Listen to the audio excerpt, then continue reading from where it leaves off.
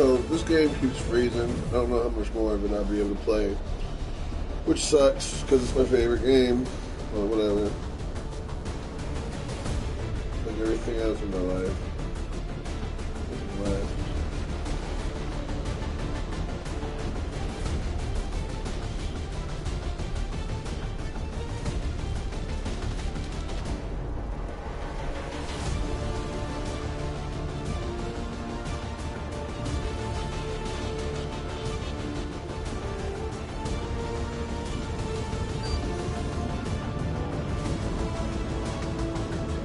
Just got word from the Resistance. One of their top people was moving near the city center when Advent got suspicious of them. After making a break for it, the VIP holed up in a temporary safe house in the tunnels beneath the city. Advent is still in the area, but we're going in to facilitate the VIP's safe extraction. Keep your eyes open for hostile activity.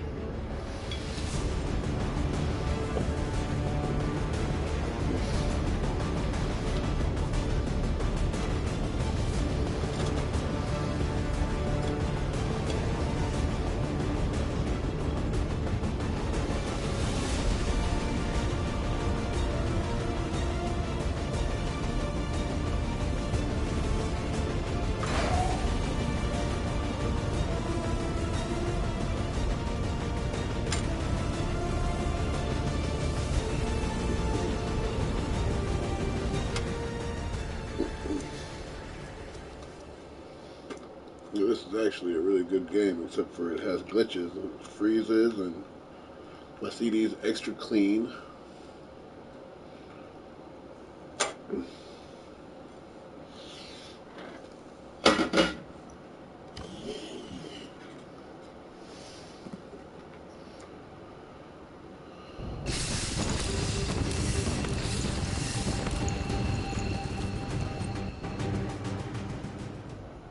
Resistance VIP is hiding in the tunnels not far from your position. One of their field operatives is also on site to assist you in the rescue. Firebrand is standing by, but be careful. We'll have limited opportunities to set up a viable extraction point down there.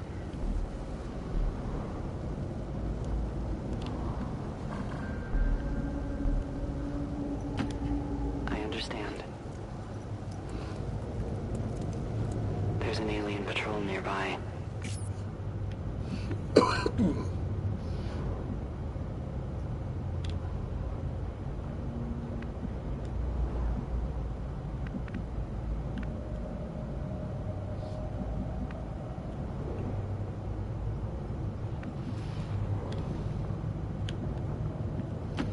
To that position.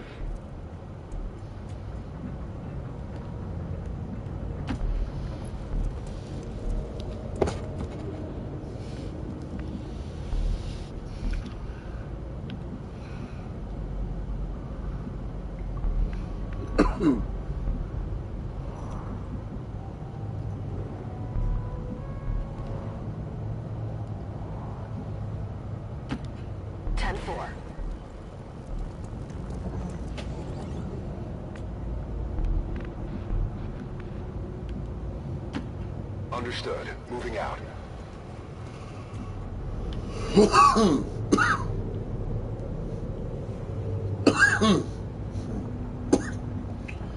I'm on it.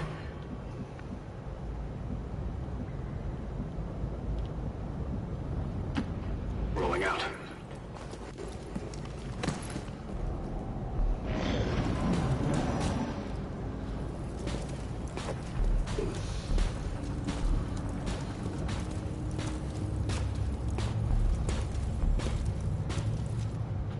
Commander, remember, no matter how tough things get down here, we can't evac until we complete the mission.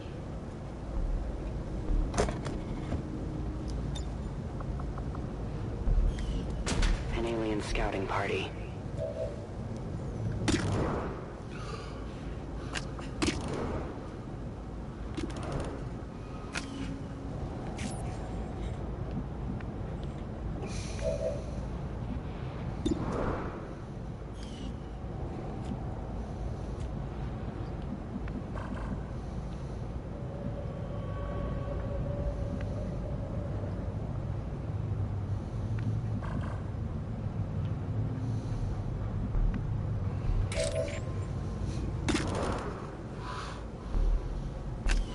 Well, we want kills, so.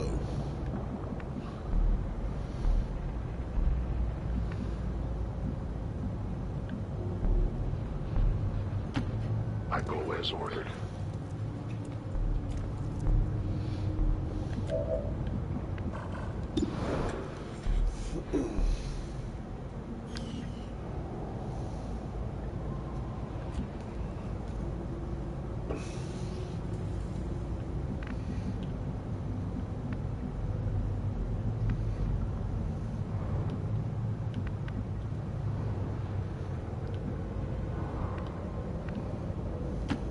Roger that.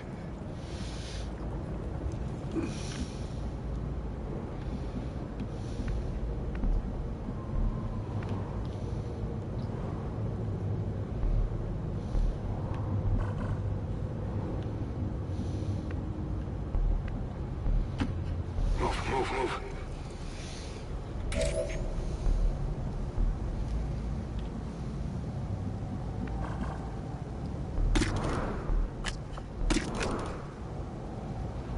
I'll stay here.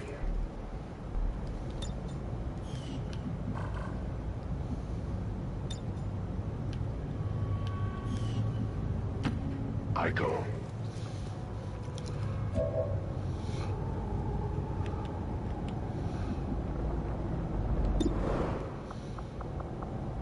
All set!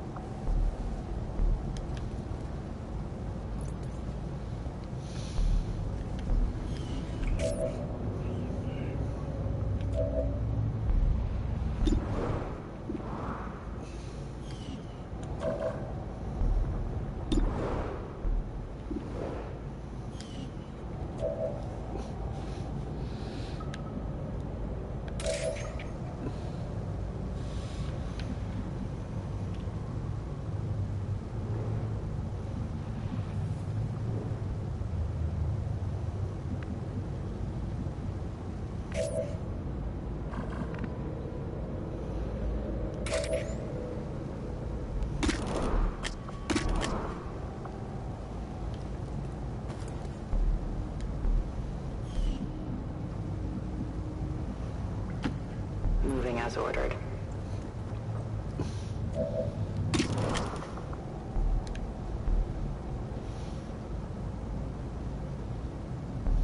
Now we wait.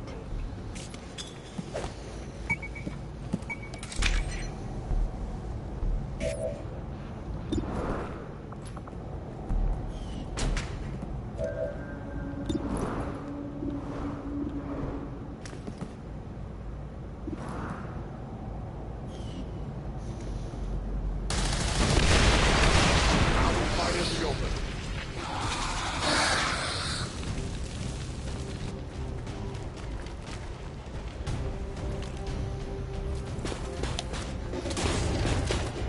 This is an extremely well-equipped mechanized combat unit.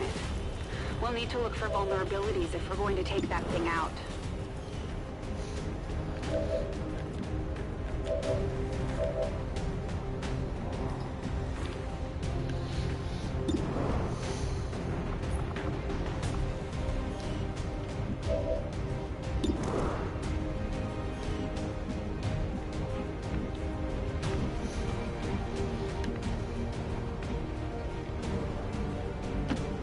Okay.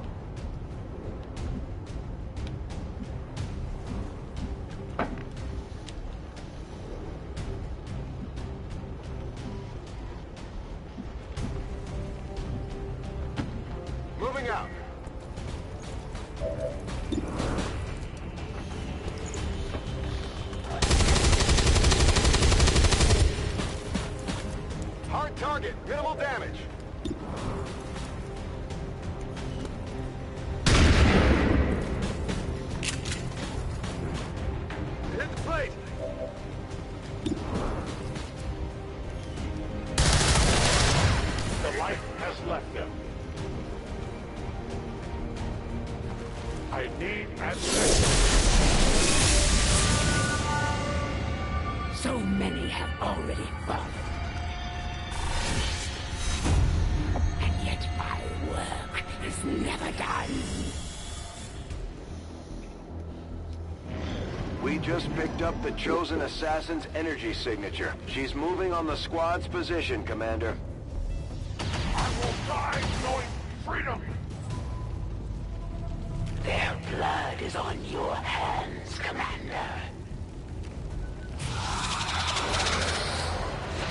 I like the truck. I cannot hear them. Fox. Order not recognized.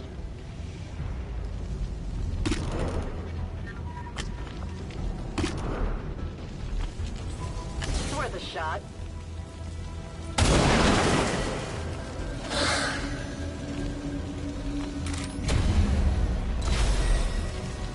We are compromised.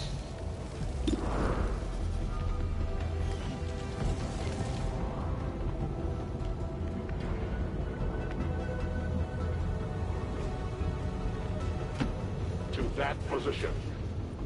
There will be no reconciliation for your kind, betrayer. Either honor or simply die. It makes no difference to me. I must reload.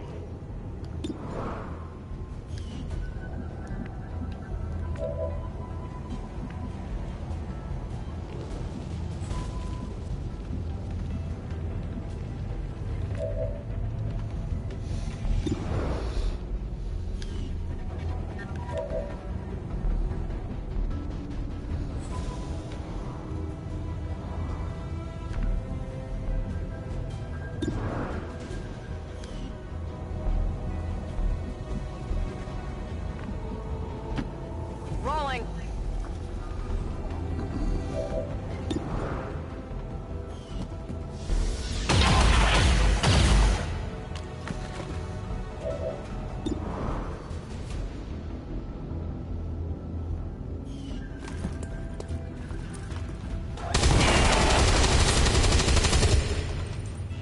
Target disabled. I need no help from them. They are nothing more than a distraction.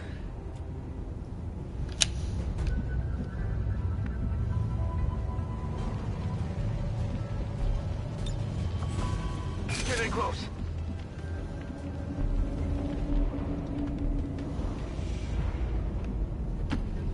Affirmative.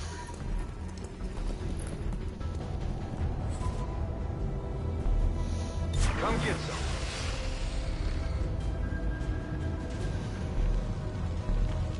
No one taught them how to move quietly.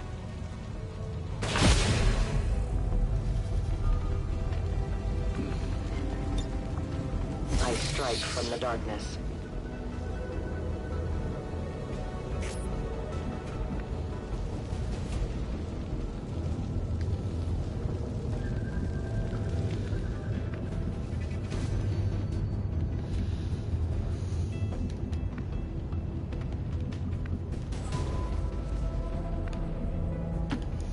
Copy that!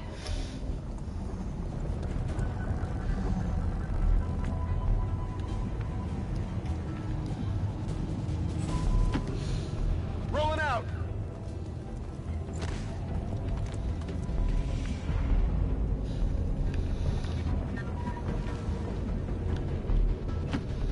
Ten four.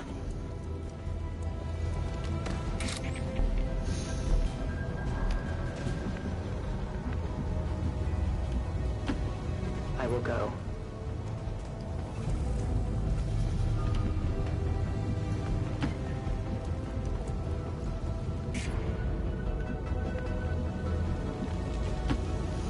I must run.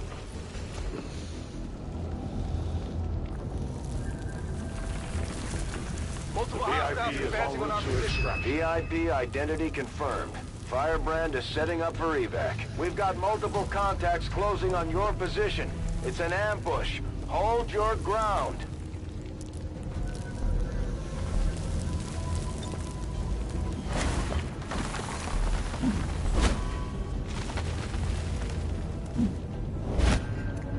Advent forces on the ground. This position. Repositioning on us!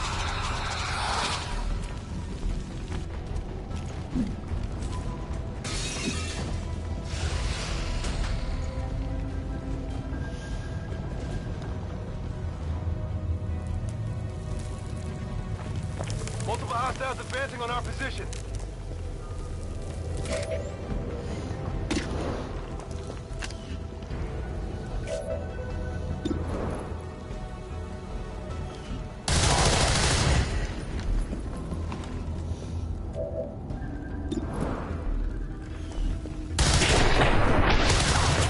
They will fight no more. If the elders had expected more, then I wouldn't be here.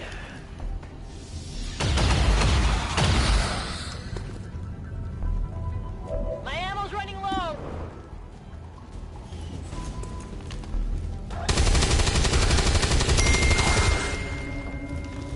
I'll get them next time. Ammo out!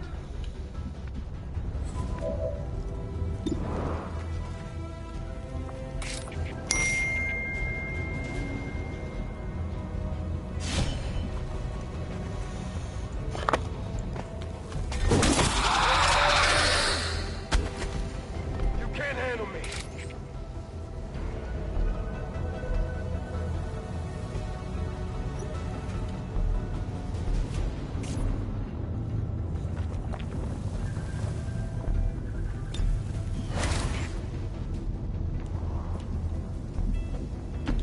I go where you tell me.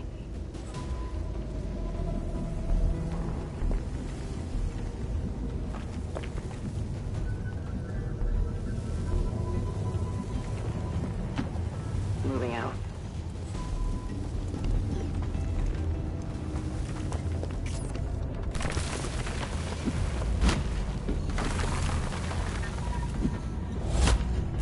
Advent forces sighted.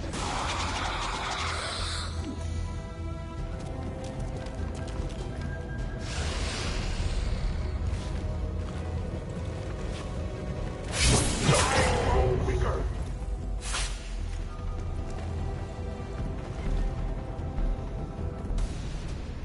The wounds of our previous encounter may heal, but I never forget the one who marked me.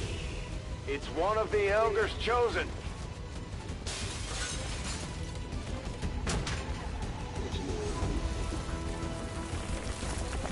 More of them coming in. Firebrand is in position for the extraction. Get out of there before things get any worse. Soldier down. Get him back up ASAP.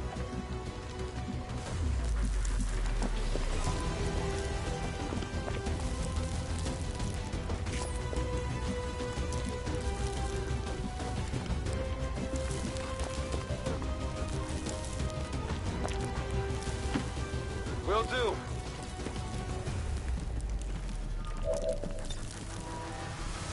Don't move. You'll be all right.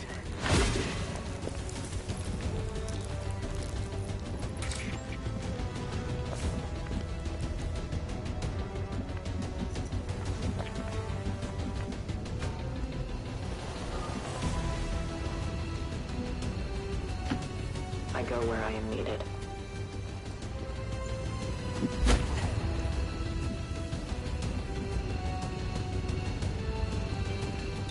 I'll watch closely.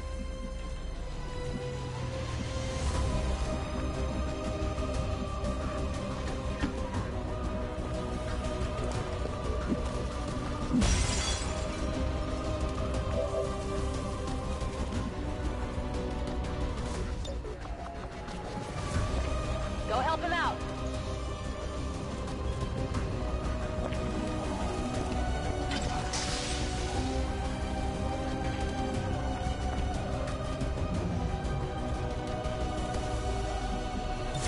Affirmative, covering now.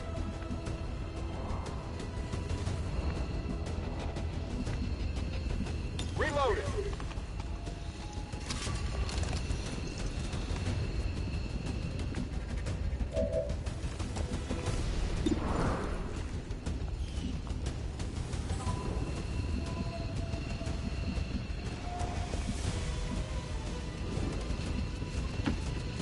10 Batal.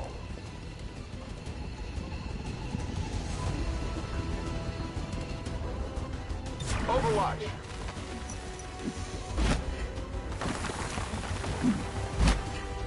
An alien patrol.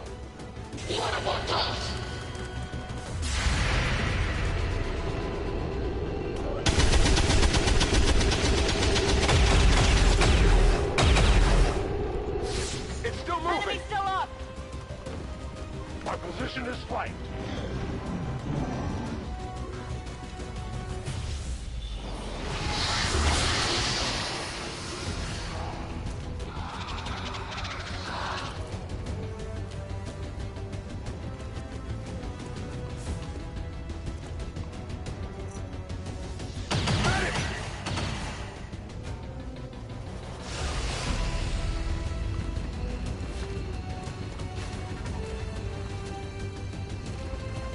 The wind cannot be contained.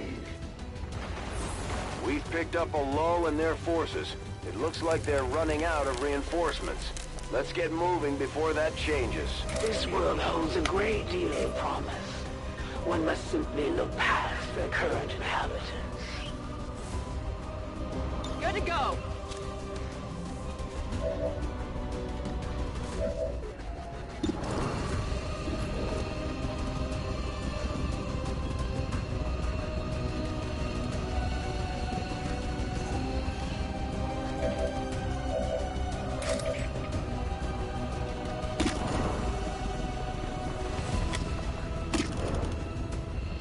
It's a special mix.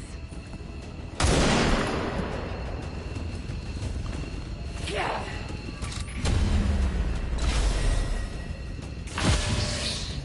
You will pay dearly for your part in this, Reaper.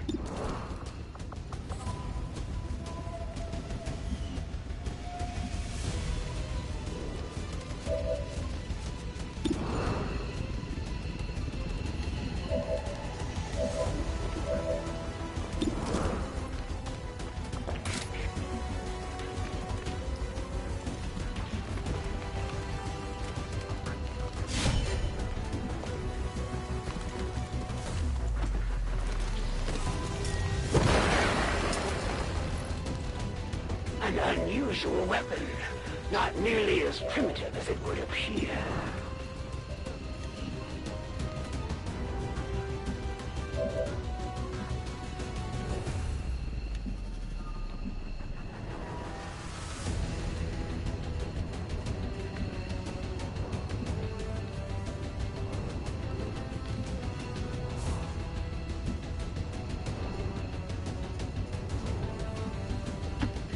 Confirmed.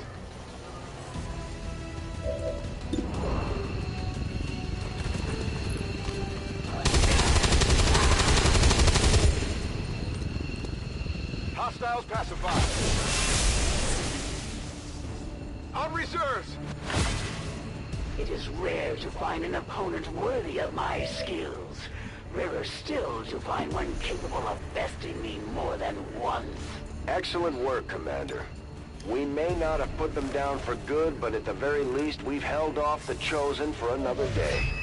Confirmed. Firebrand has the VIP. Time to get the rest of the squad out of there before they get overrun by those damn things. Tactical retreat.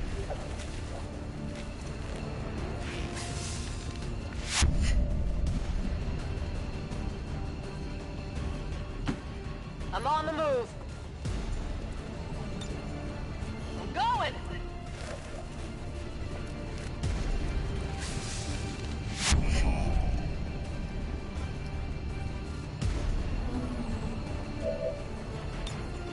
Just in time.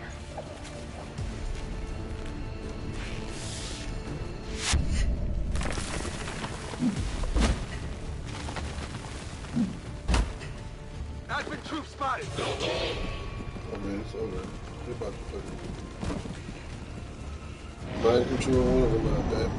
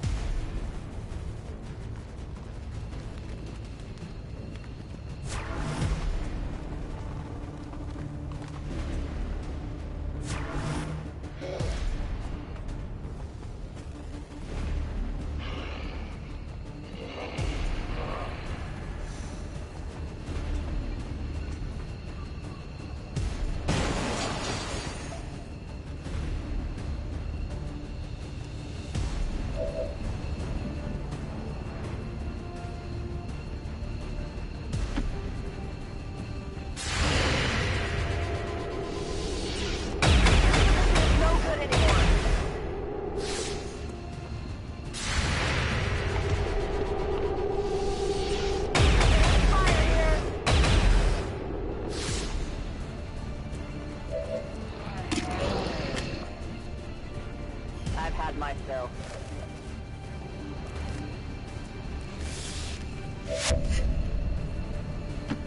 Here I come. Just in time. All XCOM operatives are secure. Firebrand is returning to base. Excellent work out there.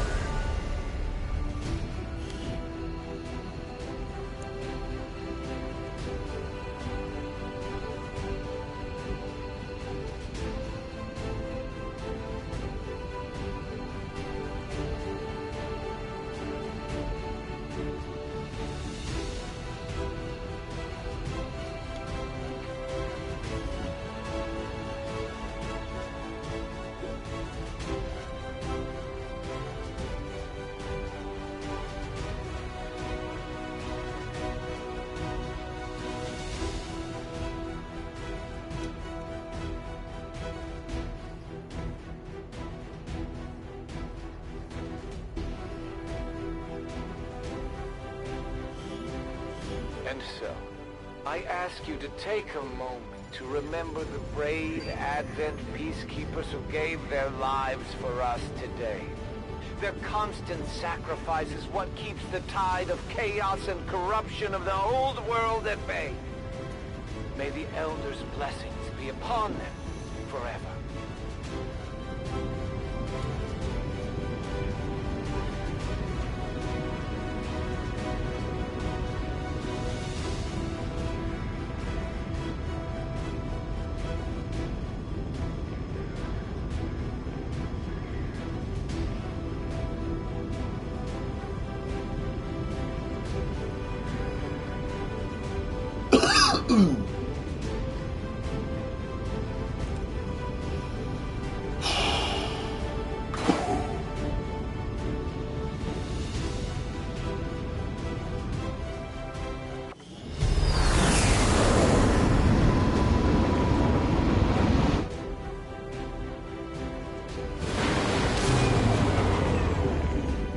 At least we know these Chosen can be killed. Well, temporarily.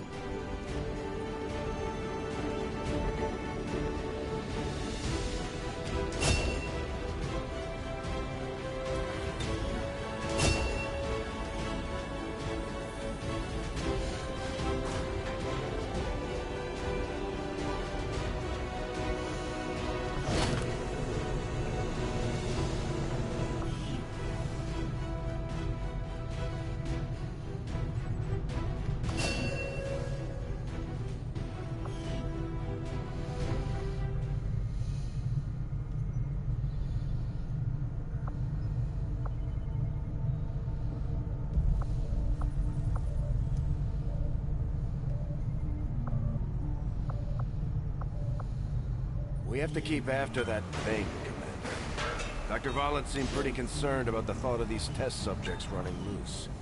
We'll have to track down that Viper and deal with it eventually. We should also be prepared for the eventuality.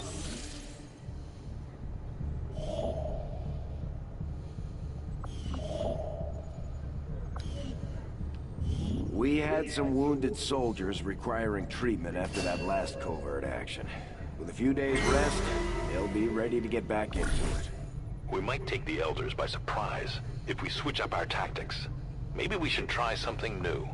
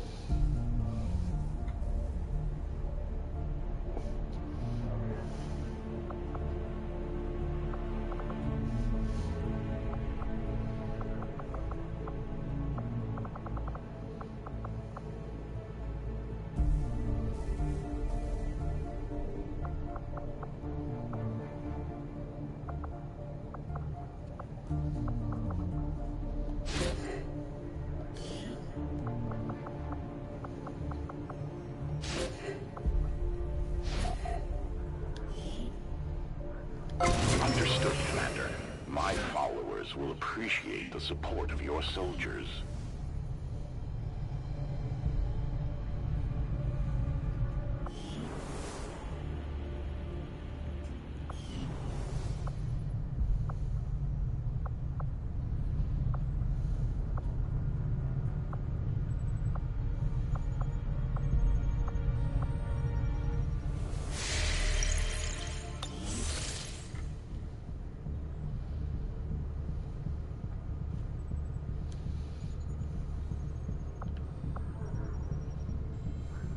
Avenger plotting new course.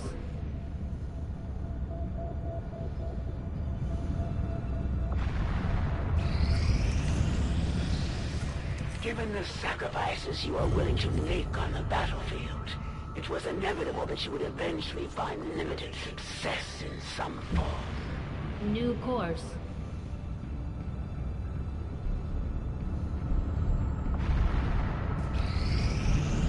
When inspired, our team is actually quite efficient.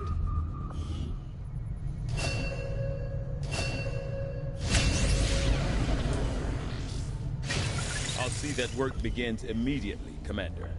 I'll contact you when I have a full report available. Like a dire need of power. This is important. It's gonna take fucking forever. That's why it's imperative that I find more engineering.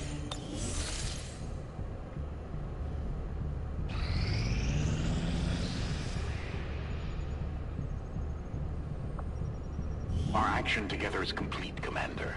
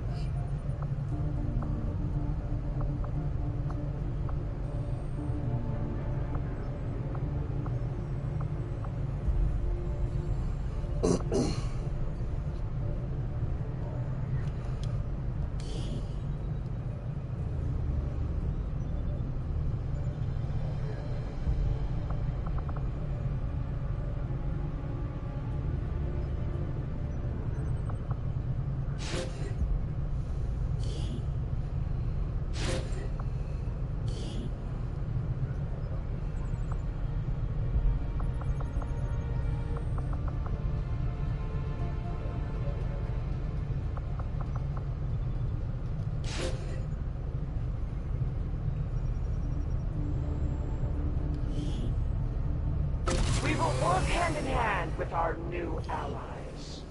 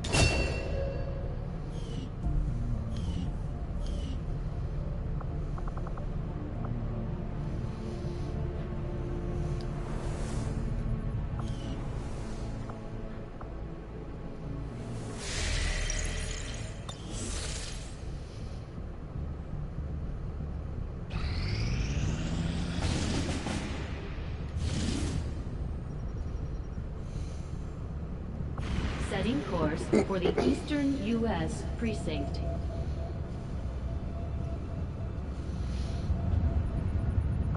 Commander, I've got trace chemical readings throughout that area showing a mix of volatile compounds. If we're not careful, that whole place could end up on fire.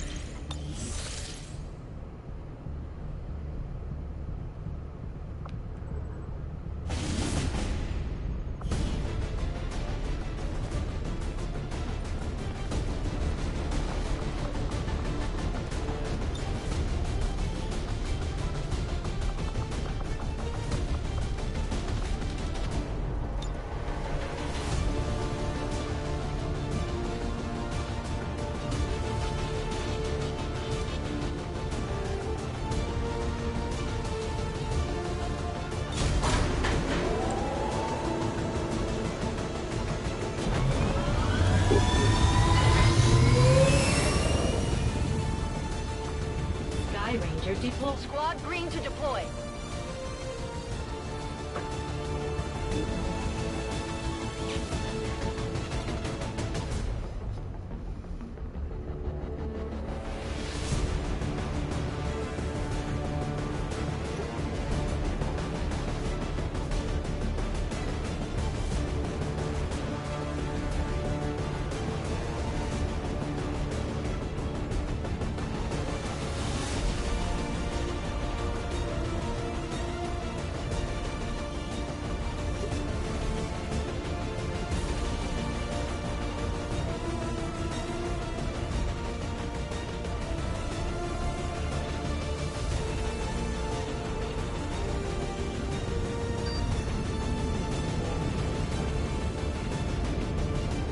Seeking every possible outlet to gain information on the aliens' latest project.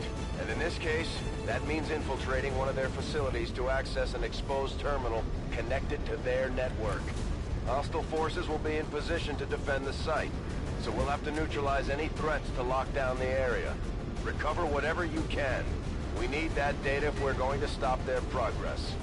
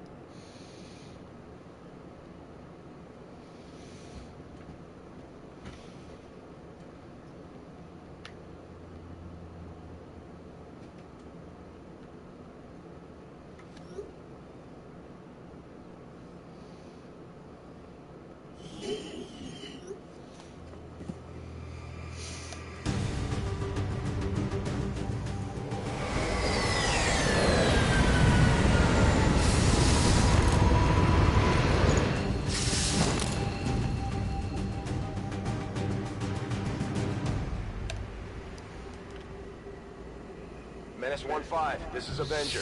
The access point we're after is just ahead. Move to secure the area. Expect hostile Remember, resistance. Commander, there are extremely volatile materials scattered throughout this area. We need to make sure our troops are clear of any possible explosions.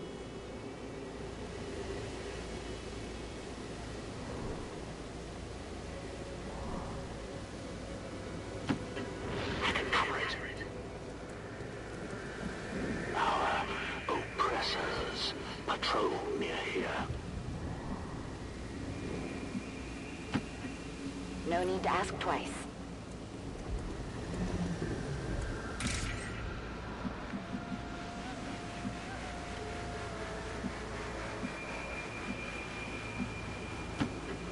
I'll be swift.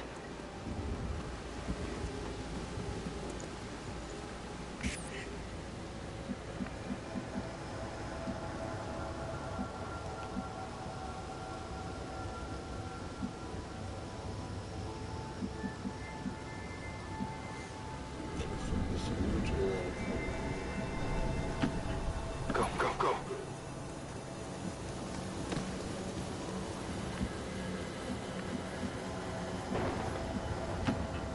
Warning.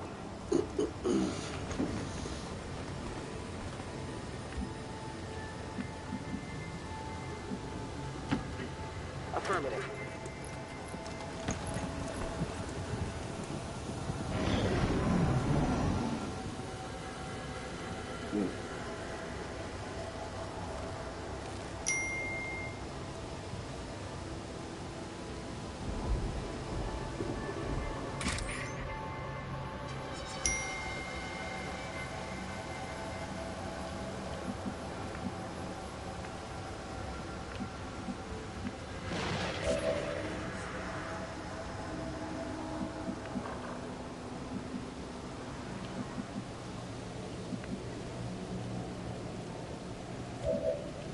Looks like they got me in a situation here.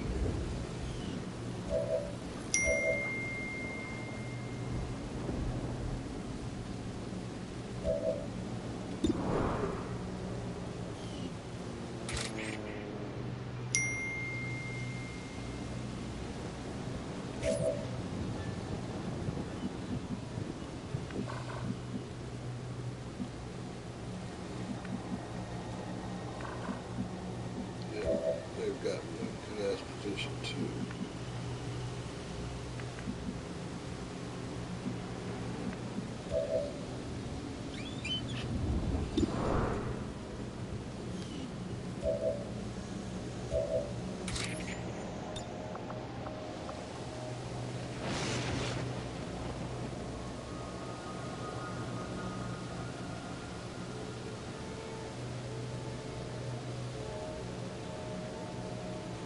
Not quite sure how I would shoot that.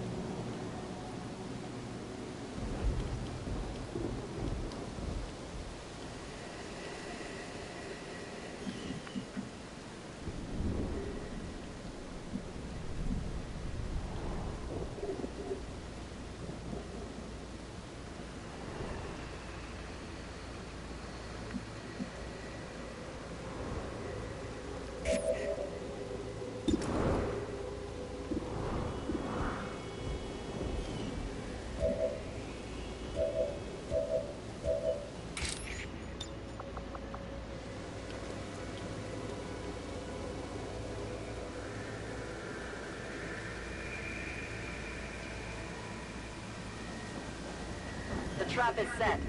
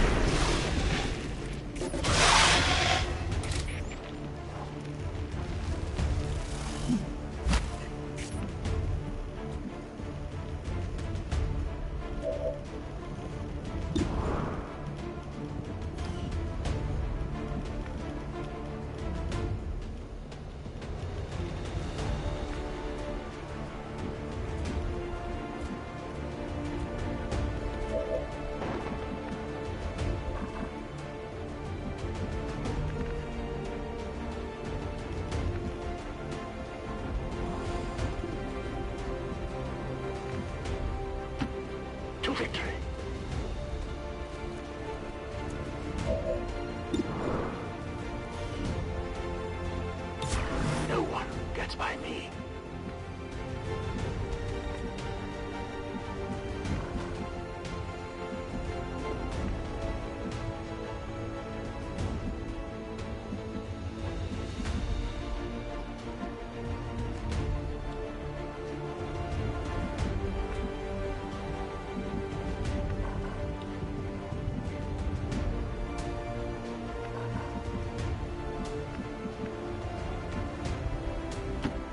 Position confirmed.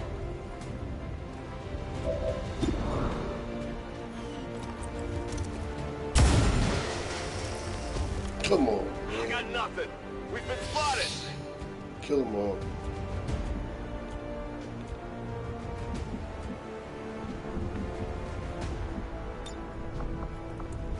Hunt him down. Go, go, go!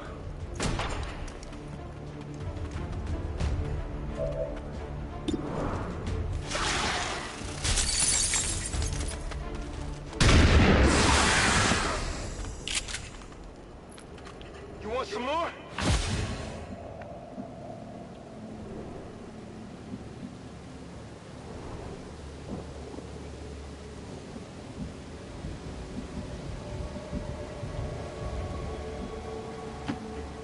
Getting it done. We got Advent here. Shh.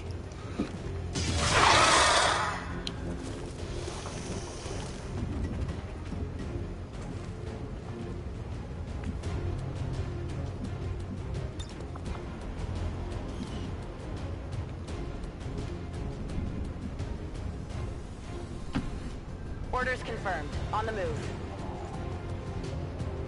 Affirmative. Oh Covering shit. now.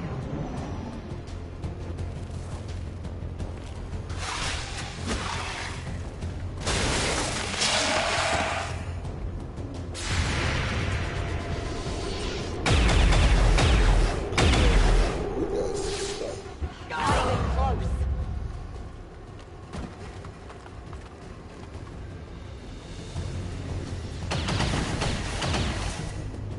Incoming! Over here!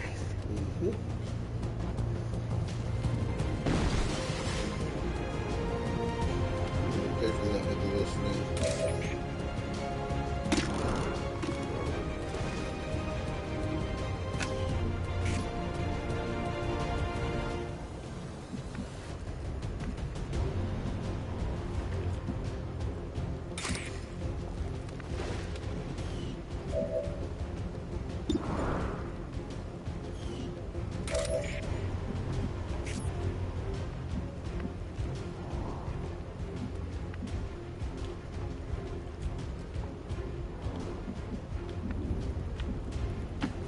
Good copy. Moving on target.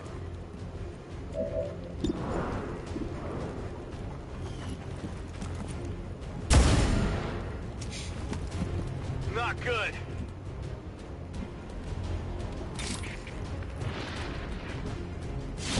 I will tear you apart.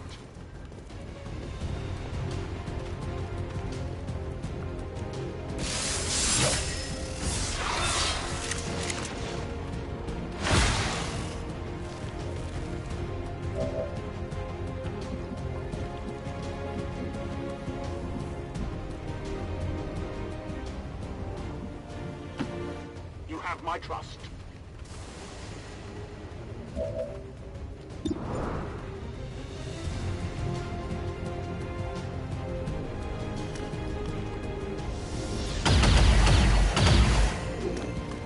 Shot wide. Gotta make a smarter decision to start.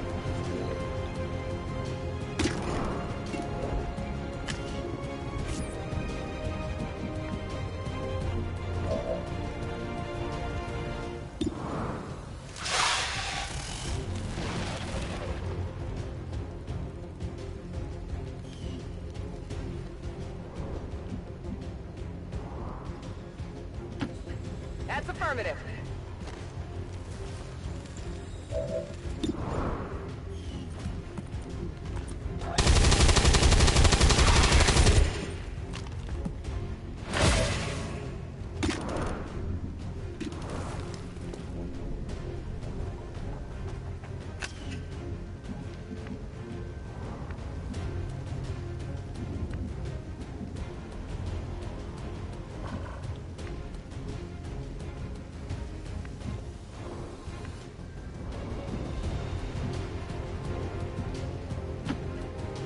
At your service.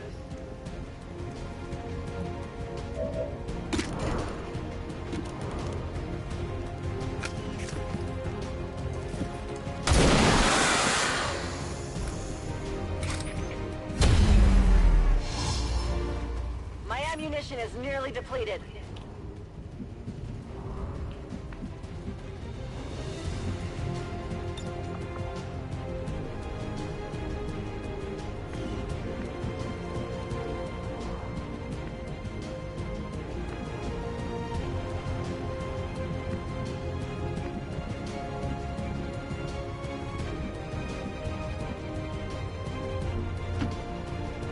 Moving out.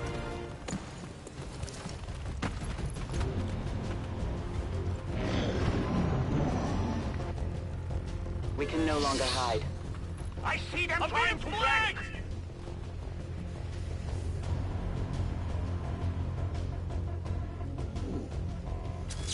I'm hit! I'm hit! Ooh, that hurt.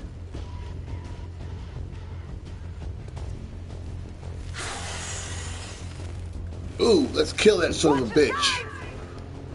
Looks like one of them came back for more. Let's make sure to take it out this time.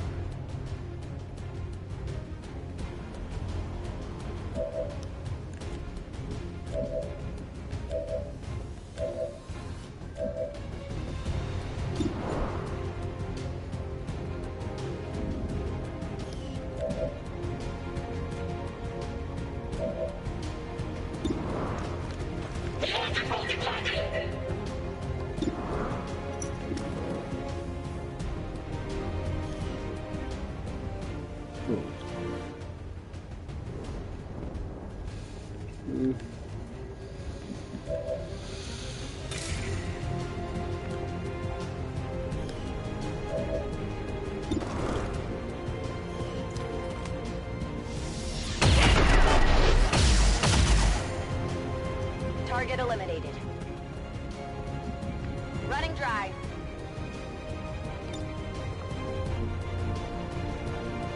I am the hunter.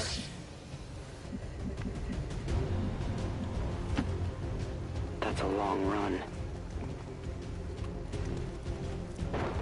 I believe this is our objective. Commander, we have confirmation of the exposed access point.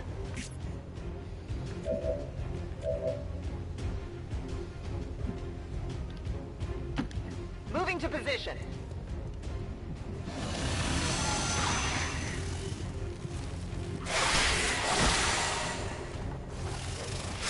That's just not fucking cool. Oh, that didn't feel good.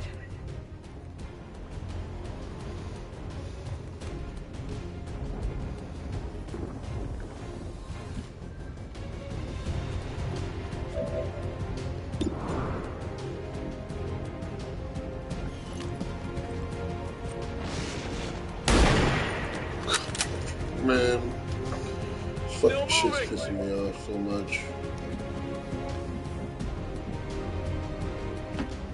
As you order.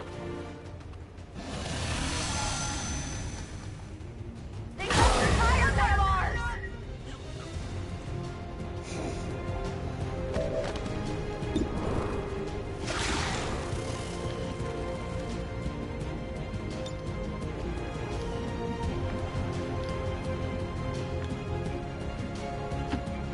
Here I come. Awesome.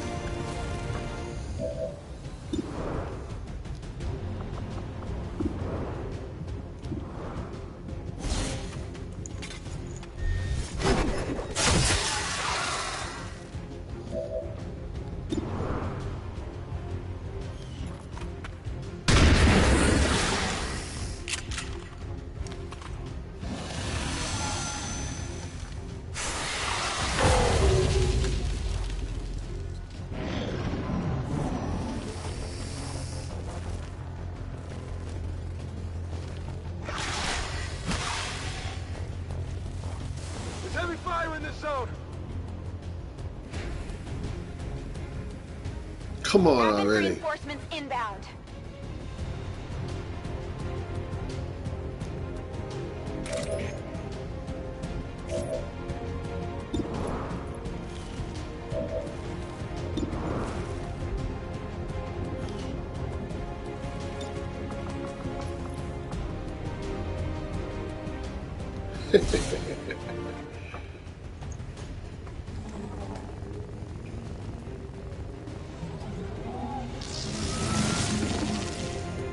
Wake up.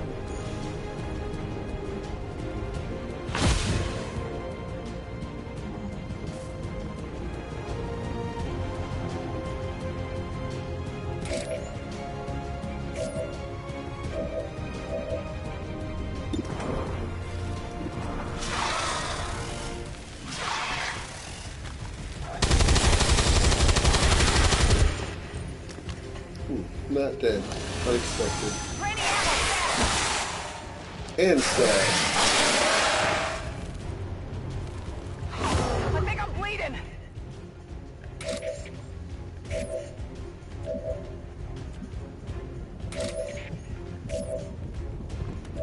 Where the fuck is?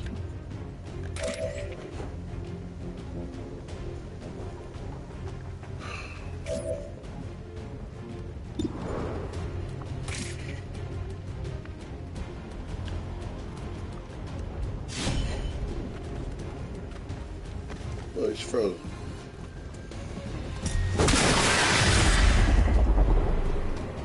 Woo!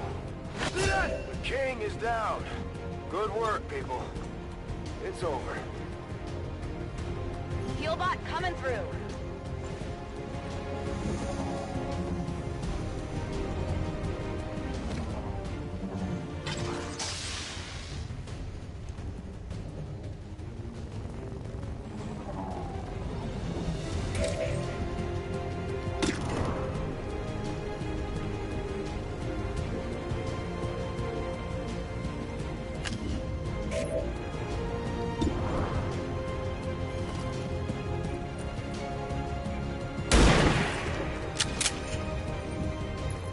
Target's still up.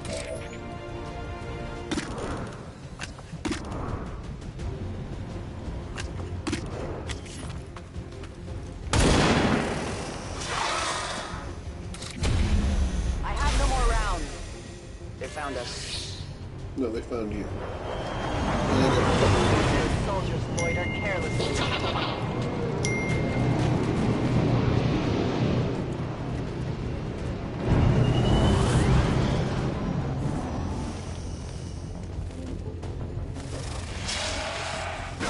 That one hurt.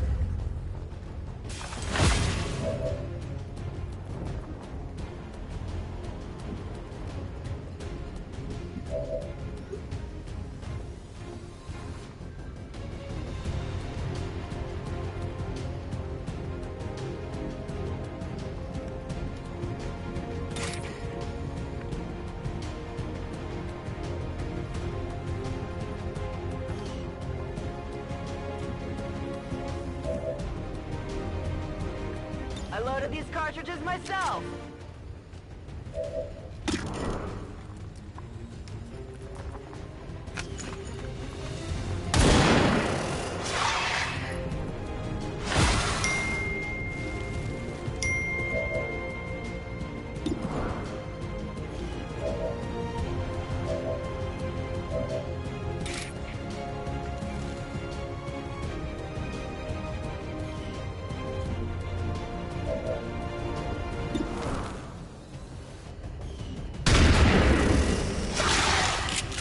How do you not kill them? Gonna need to reload soon.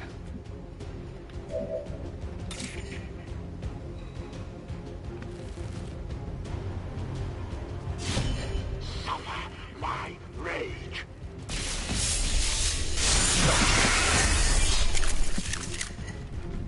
The elders have lost another.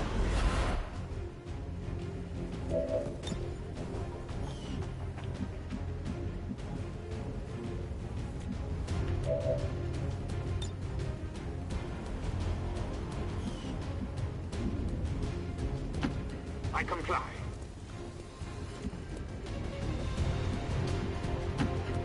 Headed there now. Come get some.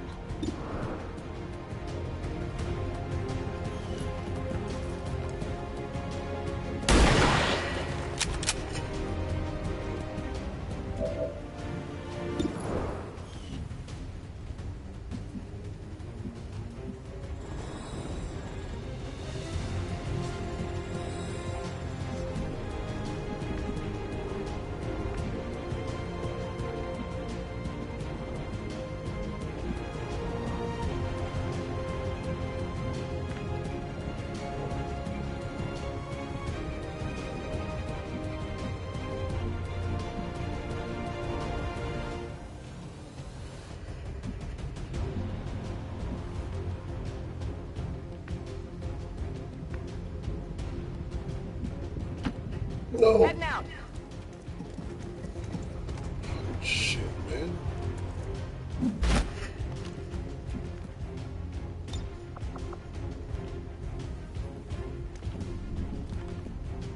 Moving to Overwatch.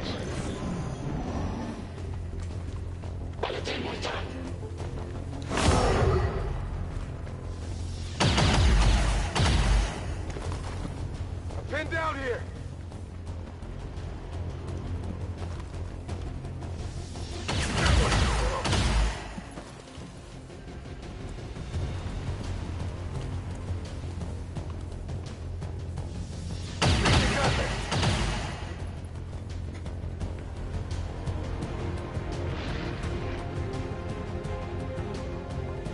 Hello.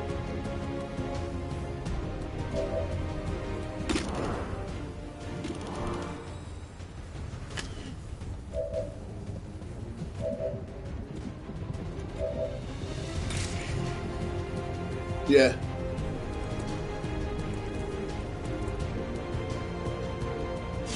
For the Templars!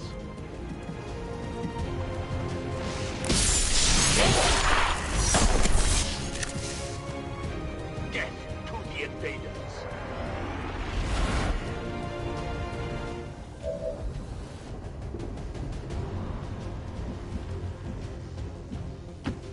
The path is clear.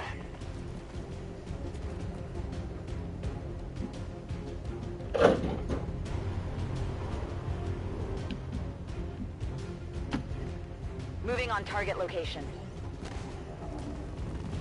PS4. I probably should upgrade to the Pro.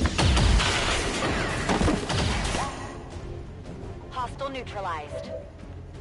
Out of rounds.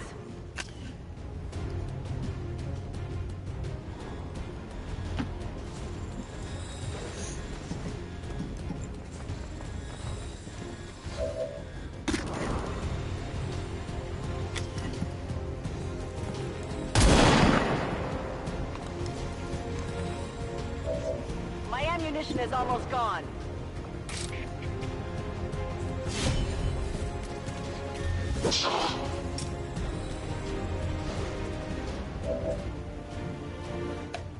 It's killing time. Come get some.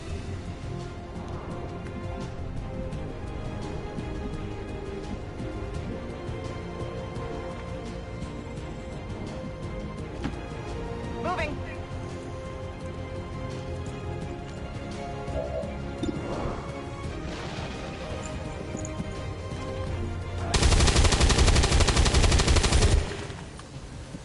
Negative damage.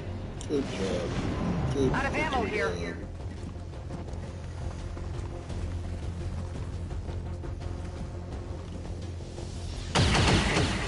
Is at risk.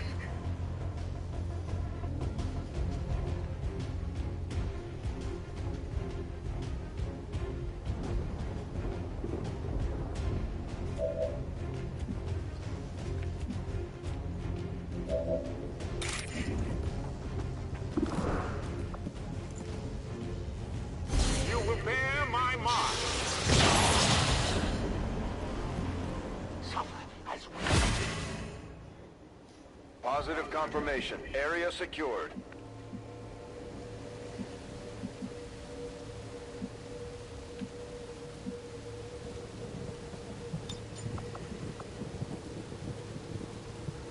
Infiltrating access point.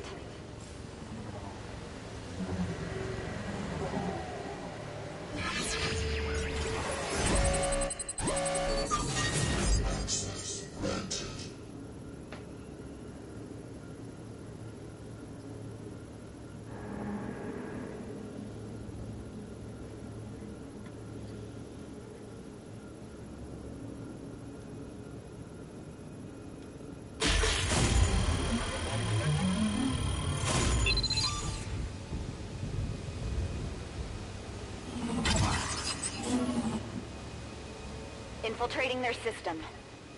I'm in. Status confirmed. All hostiles are down and the area is secure. Status confirmed. Mission accomplished.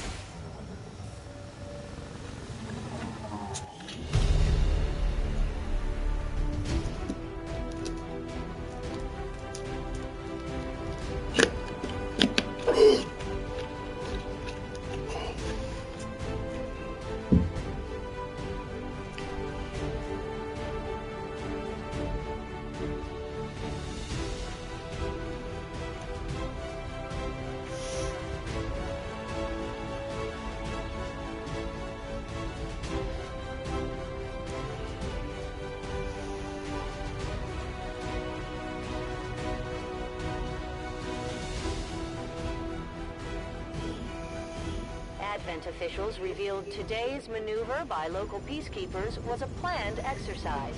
Citizens should not be alarmed. All weapon fire and wounds were simulated to better train Advent forces.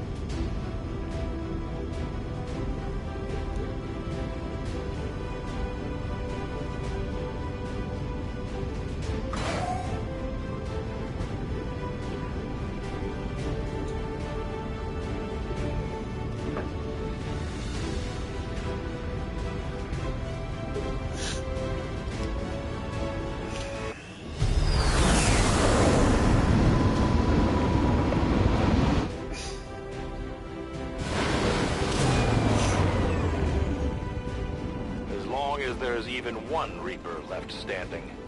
You can bet they're still in the fight. Finger on the trigger.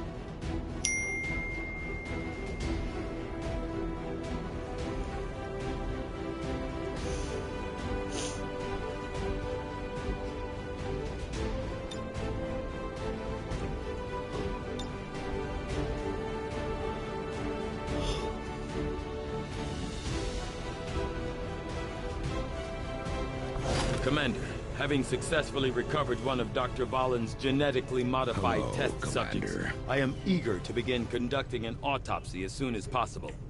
It is my hope that by following her own research notes, I will gain an even greater understanding of just how she managed to accomplish these rapid changes. Avenger plotting new course.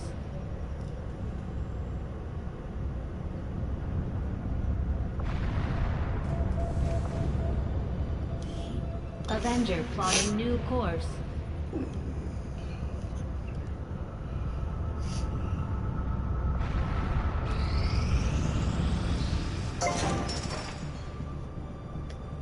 Maximum power consumption reached.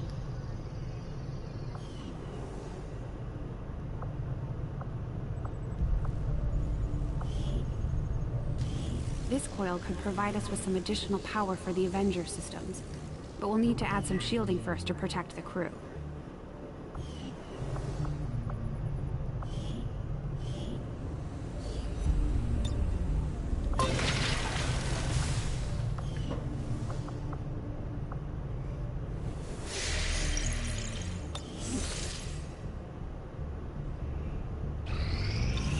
It is just as I had hoped, Commander.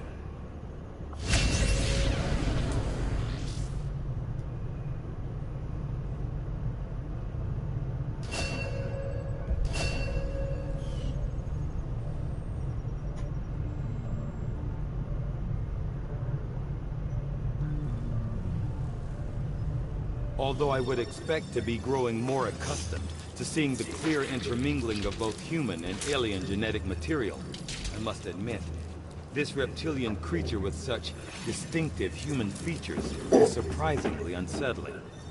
Invasion-era reports include references to a species with some reptilian qualities, but nothing as readily apparent as this. I find it unusual, to say the least, that the subject so often referred to in the past as the Thin Man has now been revealed to actually be a genetic derivative of this wholly reptilian creature.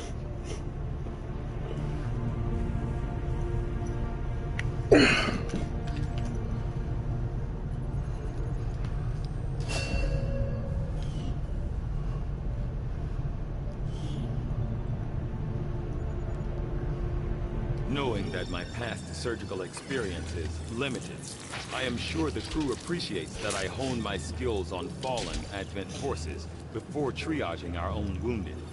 To the uninitiated, the common Advent trooper is seemingly human.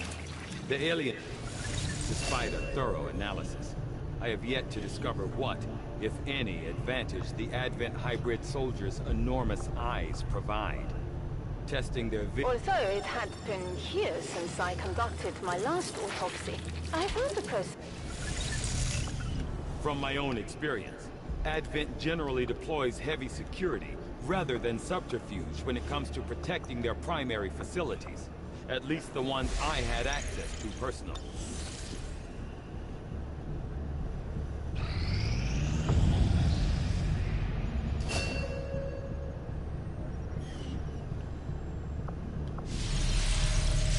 Your Templar friends are no different than countless other species who found themselves obsessed with the Elder's power.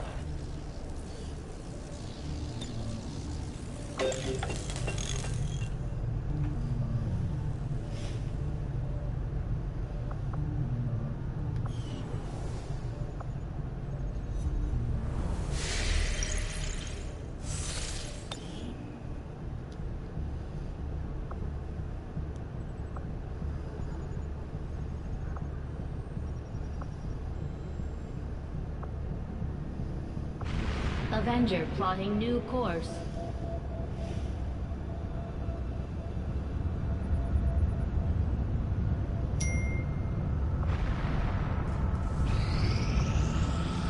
Against the Elders, we find nothing but success.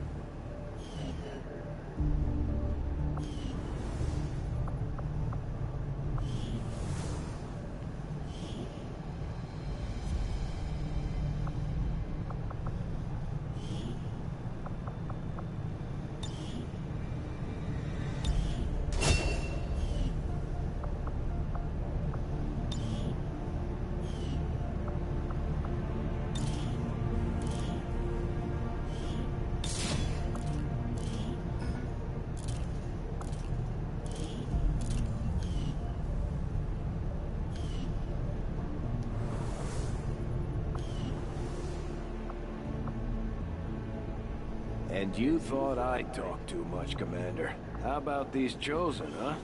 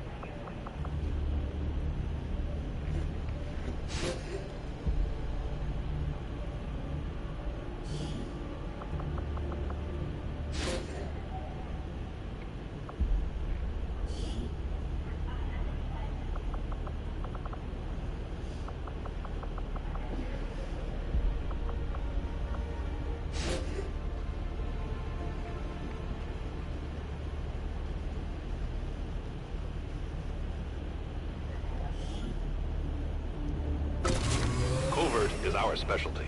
Let's just hope your people can keep up.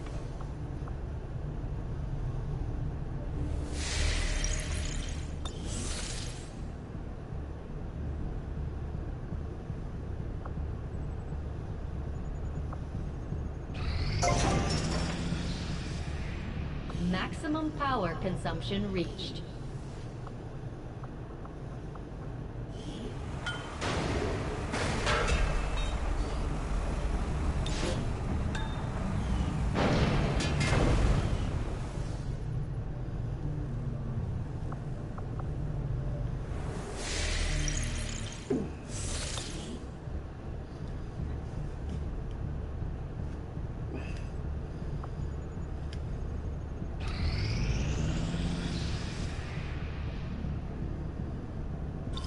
The outcome of this research can only further our advances, Commander. Despite an extensive study of Dr. Valen's research reports, I have yet to discover how she came to acquire such an impressive understanding of the processes involved in the editing and manipulation of alien genetic material.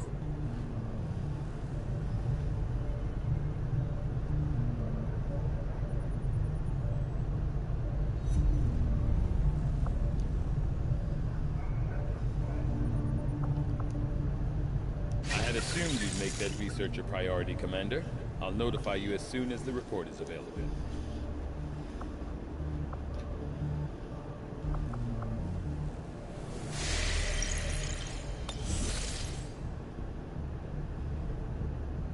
Commander, we've got local resistance forces waiting to make contact, but we'll have to make the first move. Commander, the aliens continue to make progress on the Avatar project. If we're going to slow them down, we'll need to move fast. Strategic resource located.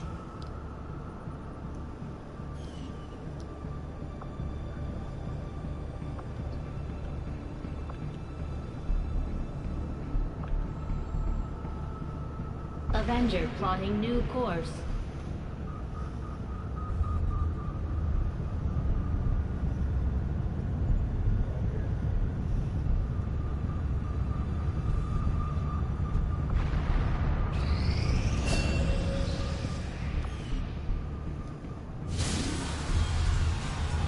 They made their choice, and now they will suffer the consequences. And Eastern United States.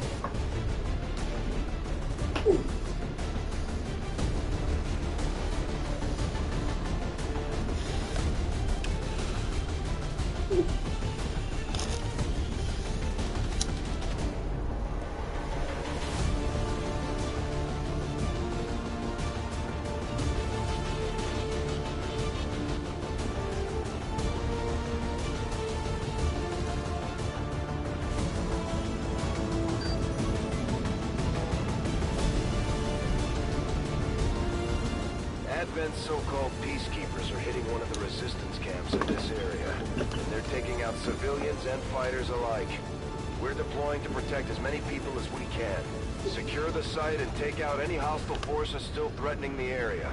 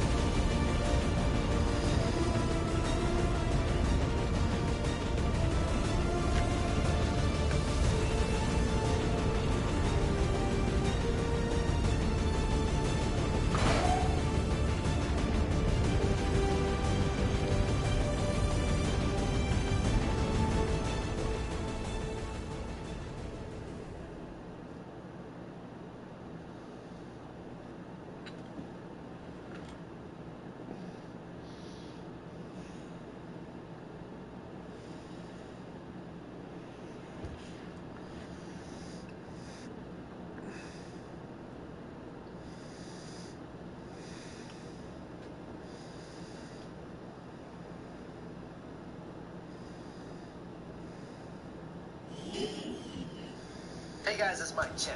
Did you know that since the first Apollo mission in 1969, astronauts have reported strange flashes of light on the surface of the moon that seems to come out of nowhere? Many researchers have made speculations about the cause and possible origins of the flashing lights, but none of them have ever come close to being a definitive explanation. However, there are some theories that may hold a little weight in explaining the occurrence of these strange flashes. So in today's video, we're going to explore some of the theories as we try to figure out these mysterious flashes of light that's coming from the surface of the moon. First, we're going to talk about the cosmic ray conundrum. As mentioned earlier, astronauts since the first moon landing by Apollo 11 have reported sightings of flashing lights on the moon's surface. Now, what's strange about it is that they have reported these flashes even when their eyes were closed. According to astronaut Charles Duke, who said, "I'm having these light flashes. I'm seeing this like light flashing in my eyeballs." Astronauts who have encountered the lights would describe it as white flashes, but there are others who have reported back after encountering lights in different colors, such as blue and yellow. And in almost all instances, after they have come back home to Earth, astronauts who have come across these lights would still see flashes under various lighting conditions. And one theory why this could be all happening is cosmic rays. Defined as highly energetic atomic nucleus, or particle that travels through space at a speed close to that of light. These rays and how they interact with the human optic nerve are responsible for the eyes seeing strange lights in various degrees of color, depending on how much radiation from cosmic rays the optic nerve has absorbed. And to test this theory, engineers put together an experiment involving a black box that can be worn as a helmet. The box would then have sensors that would detect the presence of cosmic rays. Astronaut Charles Duke wore the helmet on his next mission and reported back seeing clusters of lights and white streaks at the same time the box detected the presence of cosmic rays in his immediate environment. Another theory explaining the flashes of light is the existence of cold spots on the moon's surface. These cold spots have been discovered to have layers of thin ice and frost that, when light from the sun reflects on it, it creates flashing or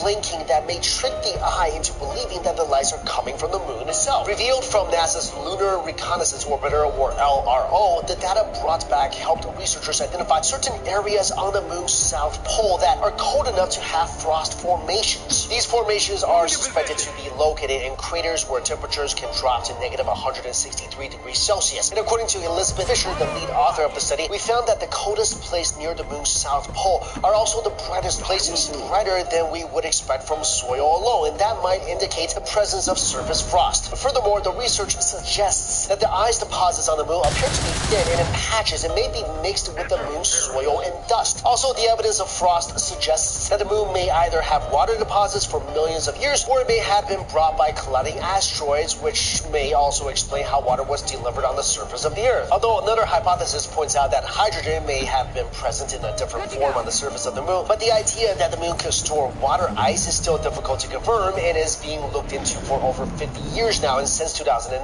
Now let's talk about the transient lunar phenomena. This is a rather controversial study that mainly involves looking into bright sparks on the moon's surface, decoloration, or misty patches of lunar fog. Transient lunar phenomenon was a term created by Sir Patrick Moore in 1968 in order to give the sightings credence in the scientific community. However, according to studies on the subject, these sightings have existed for more than a millennium. One of the early records of this phenomenon was traced back to a mistake made in the 16th century when early astronomers spotted a daytime star near the moon, but that later on turned out to be Venus. Fast forward to 1969, to a time when astronomy has made larger strides since the 16th century. During the Apollo 11 mission, Neil Armstrong remarked that there was an area that is considerably more illuminated than the surrounding area of the moon. After several studies conducted by NASA after the Apollo 11 mission, various photographs and images have been taken and produced in order to find the root cause of the strange lights. Unfortunately, unlike the sudden flashes caused by asteroids on impact, the illumination on the surface of the moon appears to be much more subtle and harder to trace. And in a study conducted by the British Astronomical Association led by Gerald Scribbler, the amount of data used between 1700 and 2010 were impressive, and the studies conducted on each of them were extremely thorough, as each data from different observers, from amateur to seasoned astronomers, were weighted for reliability. The result was that at least 2% of the TLP sightings were considered definitive and unambiguous. To put it simply, there really is something happening on the surface of the moon. We just aren't sure what it is. This phenomenon is interesting because the moon itself is a rather interesting topic. First of all, we have really no idea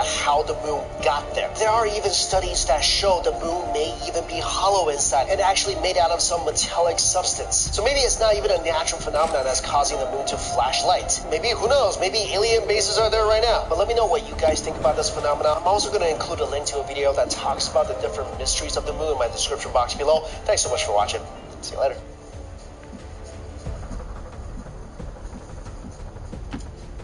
I will go. Hi, it's Mike Jam. At some point in our lives, we have all heard of or read about tales involving secret organizations quietly controlling the complex workings of human society and pulling everyone's strings from the shadows without us realizing it. We may even know the names of some of them.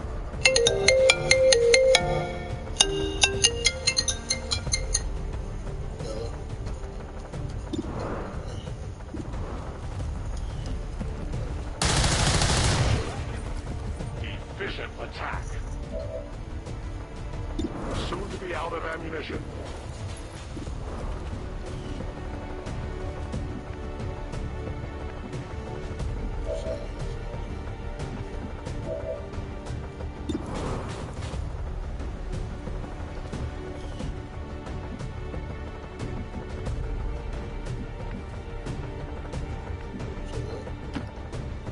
Orders confirmed. On the move.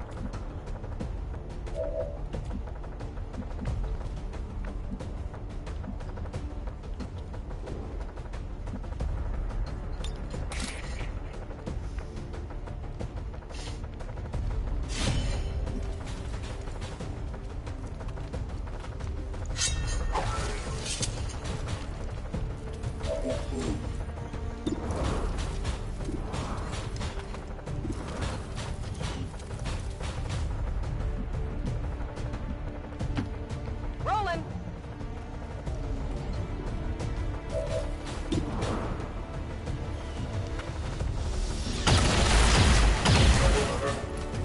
Enemies down.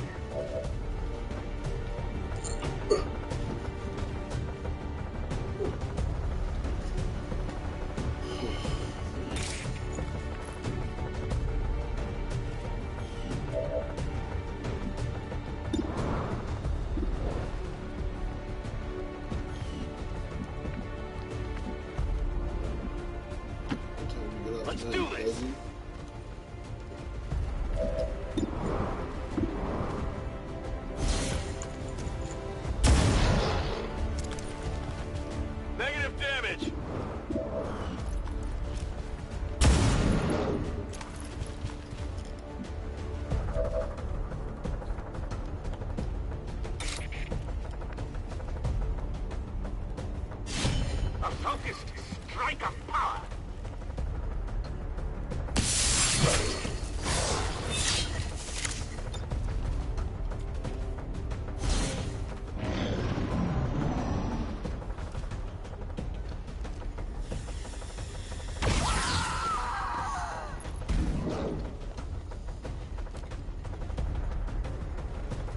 Commander, Advent isn't backing off. They've got units in the AO that are ignoring our forces just to get a better shot at the civilians.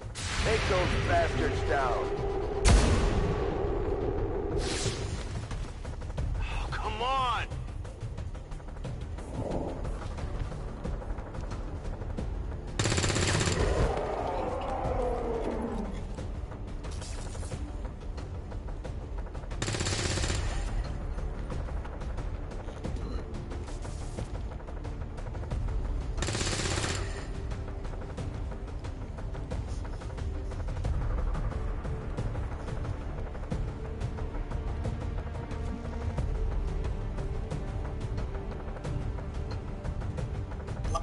Hey guys, it's Mike Jim. Did you know that since the first Apollo mission in 1969, astronauts have reported strange flashes of light on the surface of the moon that seems to come out of nowhere? Many researchers have made speculations about the cause and possible origins of the flashing lights, but none of them have ever come close to being a definitive explanation. However, there are some theories that may hold a little weight in explaining the occurrence of these strange flashes. So in today's video, we're going to explore some of the theories as we try to figure out these mysterious flashes of light that's coming from the surface of the moon. First, we're going to talk about the cosmic ray conundrum. As mentioned earlier, astronauts since the first moon landing by Apollo 11 have reported sightings of flashing lights on the moon's surface. Now, what's strange about it is that they have reported these flashes even when their eyes were closed. According to astronaut Charles Duke, who said, "I'm having these light flashes. I'm seeing this like light flashing in my eyeballs." Astronauts who have encountered the lights would describe it as white flashes, but there are others who have reported back after encountering lights in different colors, such as blue and yellow. And in almost all instances, after they have come back home to Earth, astronauts who have come across these lights would still see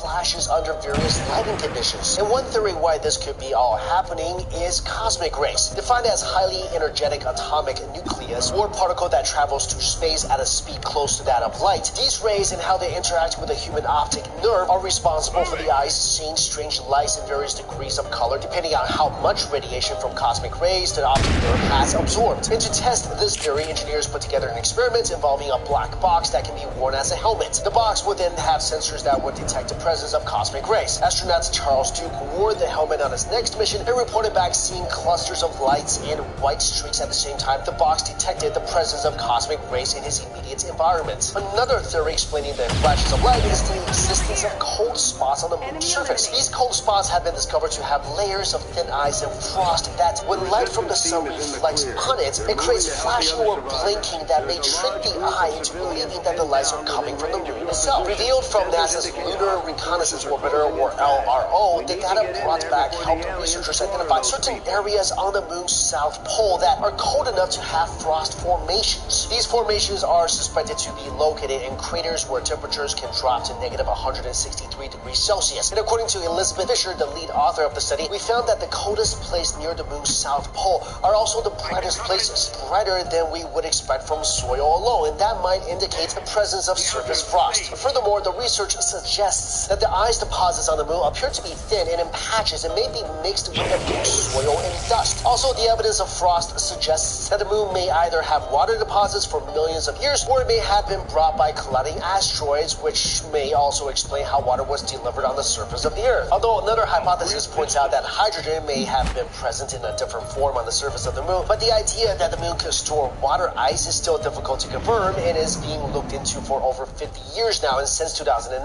Now let's talk about the transient lunar phenomena. This is a rather controversial study that mainly involves looking into bright sparks on the moon's surface, decoloration, or misty patches of lunar fog. Transient lunar phenomenon was a term created by Sir Patrick Moore in 1968 in order to give the sightings credence in the scientific community. However, according to studies on the subject, these sightings have existed for more than a millennium. One of the early records of this phenomenon was traced back to a mistake made in the 16th century when early astronomers spotted a daytime star near the moon, but that later on turned out to be Venus. Fast forward to 1969, to a time when astronomy has made larger strides since the 16th century. During the Apollo 11 mission, Neil Armstrong remarked that there was an area that is considerably more illuminated than the surrounding area of the moon. After several studies conducted by NASA after the Apollo 11 mission, various photographs and images have been taken and produced in order order to find the root cause of the strange lights. Unfortunately, unlike the sudden flashes caused by asteroids on impact, the illumination on the surface of the moon appears to be much more subtle and harder to trace. And in a study conducted by the British Astronomical Association led by Jill Scrimbler, the amounts of data used between 1700 and 2010 were impressive, and the studies conducted on each of them were extremely thorough, as each data from different observers, from amateur to seasoned astronomers, were weighted for reliability. The result was that at least 2% of the TLP sightings were considered definitive and unambiguous. To put it simply, there really is something happening on the surface of the moon. We just aren't sure what it is. This phenomenon is interesting because the moon itself is a rather interesting topic. First of all, we have really no idea how the moon got there. There are even studies that show the moon may even be hollow inside and actually made out of some metallic substance. So maybe it's not even a natural phenomenon that's causing the moon to flash light. Maybe, who knows, maybe alien bases are there right now. But let me know what you guys think about this phenomenon. I'm also going to include a link to a video that talks about the different mysteries of the moon in my description box below. Thanks so much for watching. See you later. Location confirmed. Hey guys, it's Mike Chen. As you know, we live in a world that is full of mystery, of things that we can't quite explain, but are just far too interesting to ignore. And in the early years of mankind's existence, our ancestors' understanding of everything around them was pretty limited, which was why many of the things they witnessed or experienced that were out of the norm remained unanswered enigmas. Back then, they clung on to faith and superstition to make sense of the seemingly nonsensical. But for those of us who live in the 21st century, we rely mostly on science to make sense of what goes on in our surroundings. But even then, there are strange instances that have happened to us over the years that even mainstream science is really unable to properly explain. And this year alone proved to be one filled with strange happenings and enigmatic phenomena. And with the year 2017 nearing its end, I want to take a look back at some of the most amazing and mysterious events that happened in this year. First of all, let's start with this. NASA has always been the subject of intense scrutiny by many conspiracy theorists for their alleged efforts to cover up groundbreaking discoveries that could potentially destabilize established scientific truths. And more recently,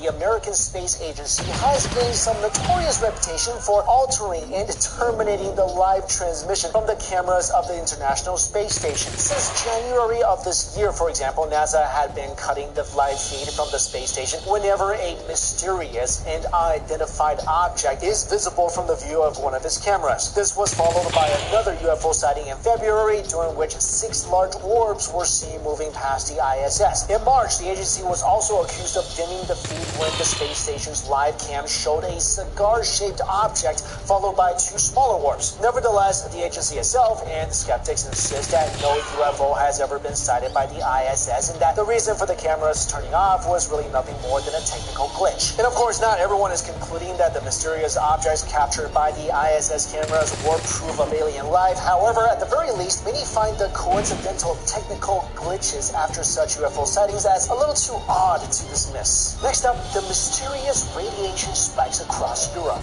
Usually when there's a significant increase in the presence of radiation in our surroundings, the reason for it is obvious, or it is immediately made known to us. It could be due to a natural phenomenon or a man-made nuclear-related incidents. However, in 2017, there have been reports of several radioactive spikes in different parts of the European continent. And what's really terrifying about it is that no one really knows or is willing to reveal the reason why. A radioactive material referred to as ruthenium-106 has been detected across Europe, and traces of this radioactive isotope was found in elevated levels in countries like Germany, Austria, France, Italy, and Switzerland. Experts in these countries have determined that the source of the elevated radiation could be somewhere in the Eastern European region. Some people allege that Russia may be responsible for the spread of this radioactive material, and that the global superpower may be secretly conducting nuclear tests. However, given that ruthenium-106 is also used as a treatment to illnesses like cancer, some are more inclined to believe that a pharmaceutical company may have been responsible for the radiation spikes and failed to report a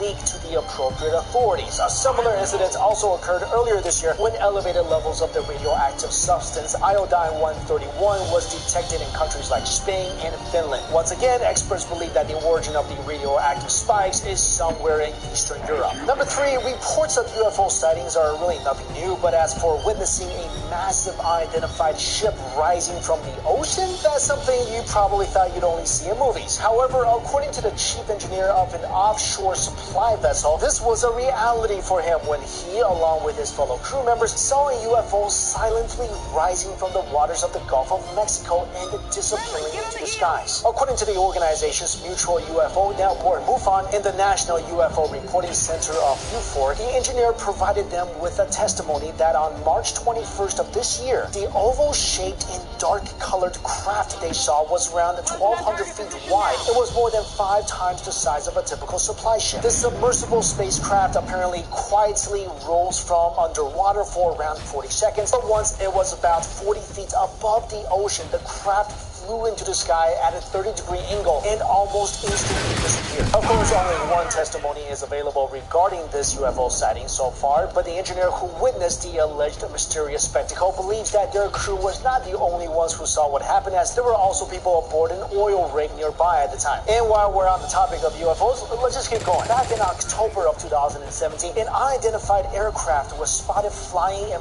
broad daylight over the border of California and Oregon. And while this may initially seem like just another run-of-the-mill UFO sighting with really no unconfirmed sources, it is not. Because not only did this specific incident involve commercial airliners, a military aircraft was also tasked to investigate, and even NORAD had to intervene. News of the sighting of the unidentified aircraft first surfaced on Reddit, but has since been verified and investigated by automotive news service The Drive. While having an unknown airplane flying over U.S. territory is already a security breach in itself, there are many other strange things that made the mysterious aircraft a cause for concern. Because not only did the mysterious plane not have an active transponder, it was incredibly difficult to detect it on radar. Commercial airlines in the vicinity were asked to provide a visual confirmation of the aircraft, and a group of F-15s were purportedly sent out to try and intercept it. NORAD supposedly confirmed that an incident which involved the participation of several commercial airline crews, air traffic control, as well as the 142nd Fighter Wing did in fact transpire. However, the officials of the FAA and the 142nd Fighter Wing were less inclined to confirm the details of what actually happened. Finally, this one's really strange. The unexplained loud booming sounds heard across the globe. Now, no one is really concerned about hearing loud noises aside from the fact that it can be a bit startling sometimes. But this year, however, mysterious loud and booming sounds have been the subject of much speculation, especially since no one could figure out the origin of such similar and terrifying noises. More than 60 locations across the globe have heard the enigmatic sounds believed to have been possibly caused by a supersonic aircraft or by exploding meteors in the atmosphere. These booming noises have been heard in several states of the U.S. as well as in various areas of the United Kingdom. Among the most recent is the one reportedly to have taken place in Alabama. What happened was around the evening of November 20th, a loud boom was heard statewide and really terrified residents as the sound was loud enough to shake multiple houses. Again, no one knows the reason, but they now refer to the unexplained phenomenon as the Bama boom. And in conclusion, humanity always aspires to be a solid community of intelligent and enlightened beings, which is why we are sometimes really fascinated and also frustrated by things that we want to comprehend but really are not able to. But this is a reality we face given our curious minds and the curious world that we live in today. And as such, we can only expect to encounter more interesting enigmas in the future. And no matter how puzzling and difficult they are to resolve, we're gonna always try to unravel their mysteries. And on a personal note, I really can't wait to see what new mysteries and discoveries the year 2018 has in store for all of us. And guys, here's to wishing you a safe and happy holiday season. Thank you so much for watching. See you later. Got it covered. I'm on it. Our world is filled with age-old legends and folklore that continue to fascinate us even to this day. And among these mysterious tales are those about unusual footprints found in different parts of the world. And sometimes these strange tracks vary in size and shape and really look like nothing made by typical animals. And because of their existence, believers and skeptics in all things paranormal continue to debate about their origins. Of course, people speculate about the identities of the enigmatic and fantastical creatures creatures or beasts that left these strange tracks behind and what really happened to them in the past. And of course, there are people who say that these footprints they're either a hoax or something just purely mundane. And among the most well-recorded and the most popular stories of strange footprints are those believed to have belonged to the devil himself. Yeah, I never met the devil. I don't know what the devil's footprints are supposed to look like. But according to most legends, the devil's footprints are said to be cloven and hoof-like foot tracks found in the most improbable places. These tracks were the subject of much media speculation at the time of their discovery, and a lot of people have investigated them and provided rational explanations for their existence. Not everyone has been satisfied with the attempts to dismiss the supernatural elements of these supposed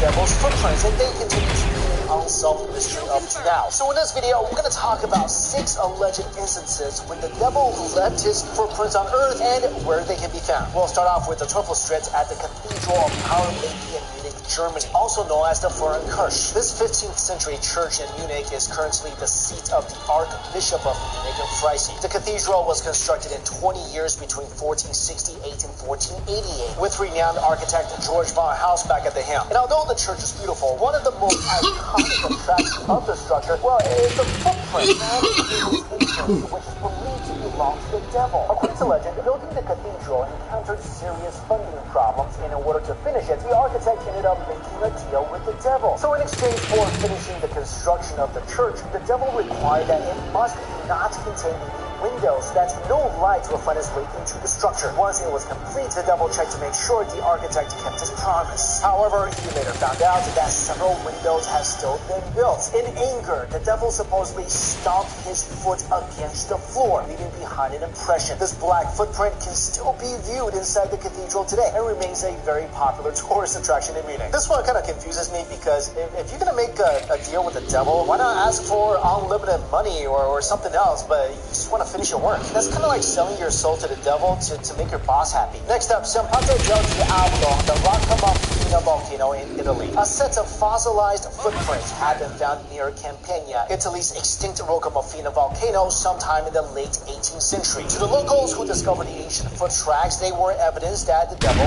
had surfaced from hell through the volcano crater and once roamed the earth. As such, they have dubbed it the Sampate del Diavolo, or the devil's footprints. Archaeologists had also taken an interest in these footprints, and they also thought that they were of great importance. Not for the same reasons as the locals had in mind. It was determined that the tracks were made around 350,000 years ago by a bipedal hominid, which made it the oldest set of human footprints found outside of Africa until the discovery of the 800,000-year-old Happisburg footprints in England back in 2013. As for why there was someone walking about so close to the volcano's crater more than 300,000 years ago that they ended up leaving a mark there, no one really knows for sure. Number 3, the fossilized footprints at the North Manchester Meeting House in Maine. Built in 1793, the North Manchester Meeting House is not only made up of a church and a cemetery, it is also home to a semi-famous rock containing an impression of what is believed to be the devil's footprints. According to legend, the construction workers were busy building the road when they found an unmovable rock. They did everything they could to displace the heavy stone, but really to no avail. One of the workers, however, decided to appeal to the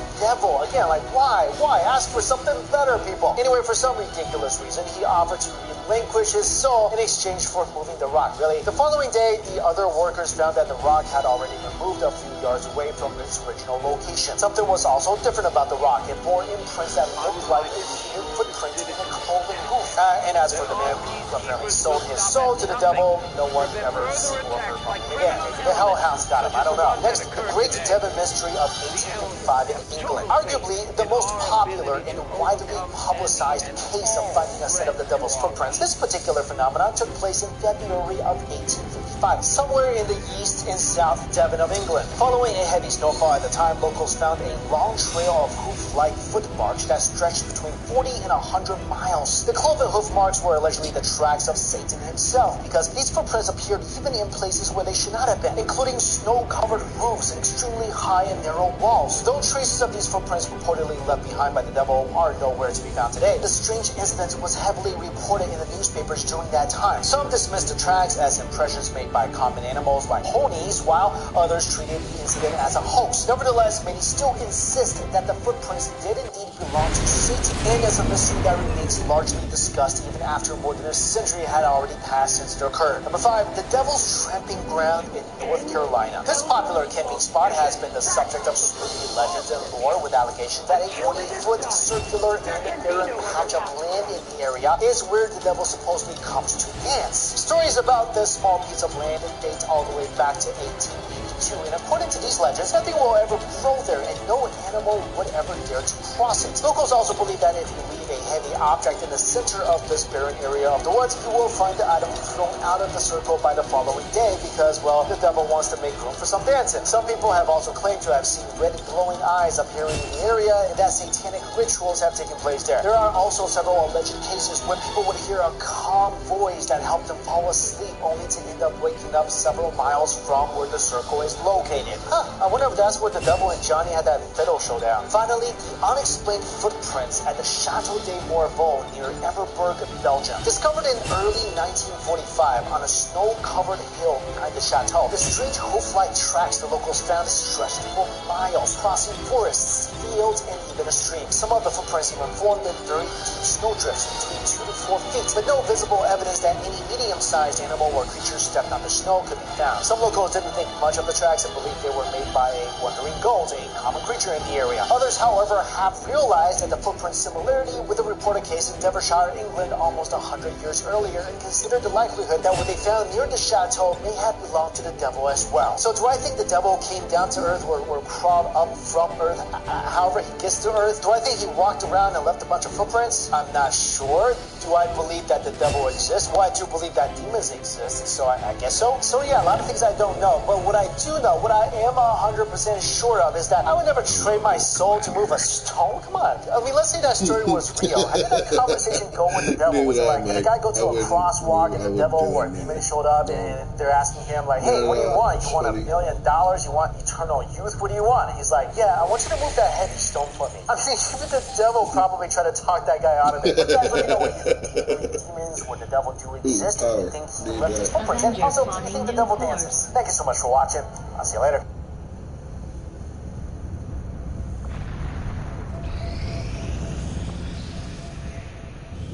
There were Hi, some it's casualties during We the live in a last world full of overdose. tales and myths of wonder and mystery. Some of these stories are nothing more than the impressive work of our vivid imagination, while others are founded on mankind's creative attempt to make sense of things that are beyond people's existing knowledge and understanding of a particular time. But of course, there are also those that are not completely far-fetched from being true. And given our curious nature and our openness to consider a limitless array of possibilities, some of us consider these myths and legends quite believable, if not as undeniably true. And since we are in the topic of plausible conjecture, I would like to talk about an enduring speculation by some people that is getting more and more support from the scientific community and is just waiting for an acceptable empirical evidence in order to be confirmed. I am referring to the hypothesis that there could be actual portals on our planet that could potentially lead to other worlds or dimensions. And the thing is, the widespread conversation and debate regarding where or not there are such things as parallel worlds or other dimensions, and that there could be portals located in different parts of the globe which might lead to them are not a recent development. The idea of parallel universes and various planes of existence have been entertained by the brightest minds of our ancient past and can be gleaned from deep-rooted spiritual practices and religious beliefs. But in our modern era, some people have even gone so far as to identify which areas on the face of the earth are currently hiding actual portals, stargates, or passageways which grant mortal men access to worlds and dimensions beyond our own. So here are 5 real places on earth that could be portals to other dimensions. Number 1, the Abu Ghraib in Egypt. Located south of Cairo and situated on the rim of the desert plateau on the western bank of the longest river in the world, the Nile, the Abu Ghraib, or Crow's Nest, is an archaeological site comprising of 2 sun temples, both of which were built in the 25th century BCE during the Egyptian period of the Old Kingdom. The site is regarded as one of the most precious ancient treasures of Egypt and is arguably one of the most amazing archaeological locations on the planet. For more than these glorifying labels, it is also believed believed by some people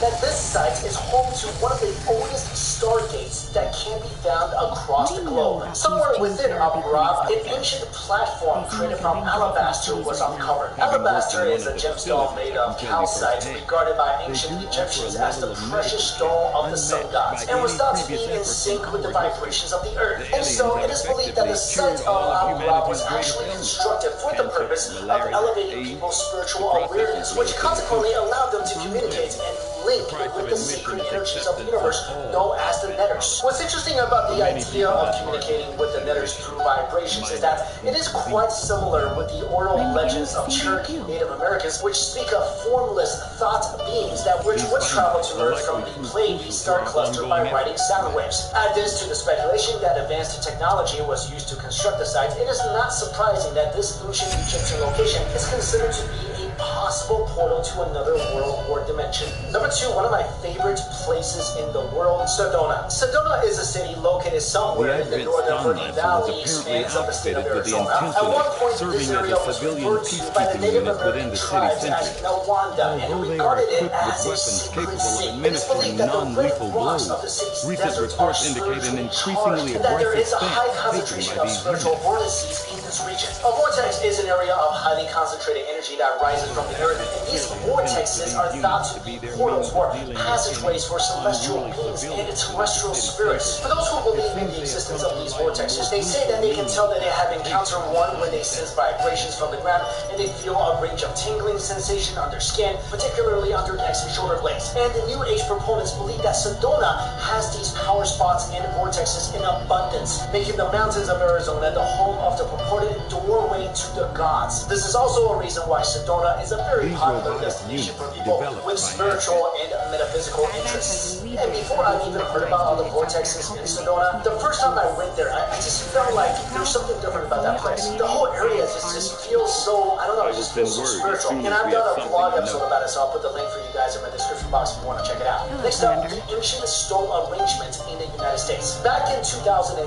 while scientists were looking to examine old boat wrecks, they discovered a Stonehenge-like stone structure standing on the floor of Lake Michigan, near Transfer City in the state of Michigan in the U.S. These structures were discovered by Mark Hawley, a professor of underwater archaeology at Northwestern Michigan University, and are believed to be over 9,000 years old. Another interesting detail about this archaeological find is that one of the stones had a carving of a mastodon, an elephant-like creature that became extinct more than 10,000 years ago. The exact location of the stone structures has not been disclosed to the public by the researchers who discovered the site, out of respect to the local Native American tribes who want to limit the number of people visiting the area. And although the exact age and archaeological relevance of the Stonehenge-like site is still heavily debated by mainstream scientists until now, some people believe that the ancient stone arrangement could be a stargate or a portal, since the area is also known for the mysterious disappearances of boats and ships that sail on the lake. Some of these boats have completely vanished along with its crew, while others stayed afloat on this water for days. But even though the boats stayed, the people aboard them for some unknown reason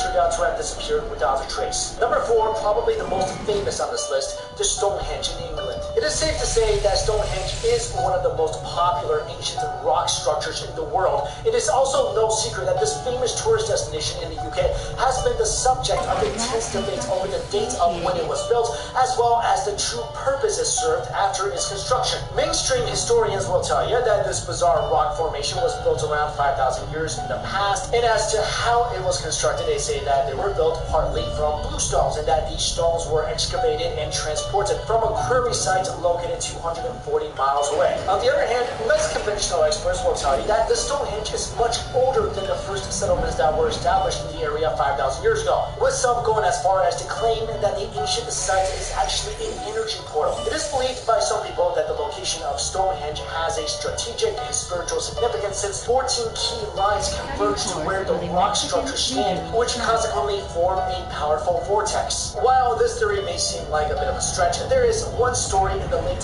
20th century that somehow supports the suggestion that the Stargate could be a Stargate or a portal. In August of 1971, a group of people at the ancient site suddenly vanished following the sudden formation of a violent storm and the successive appearance of several bolts of lightning from the sky. Later, when a policeman passed by the site, not a single person was found in the vicinity of Stonehenge other than a few tents and a soaked campfire. Finally, number 5, the Gate of the Gods in Peru. Back in 1996, local tour guide Jose Luis Delgado Mamani accidentally rediscovered an ancient site situated in the vicinity of Lake Titicaca and near the mountain-filled region of Hayubran in Peru while he was exploring the area for his job. The region itself is venerated by the local natives as the City of the Gods, and researchers are of the opinion that several monuments could be uncovered beneath its surface. What Mamani found in this sacred site in particular is a gigantic door-like carving on the face of the Hayumaka mountain. It is referred to as the Gate to the Gods. This colossal gate measures 22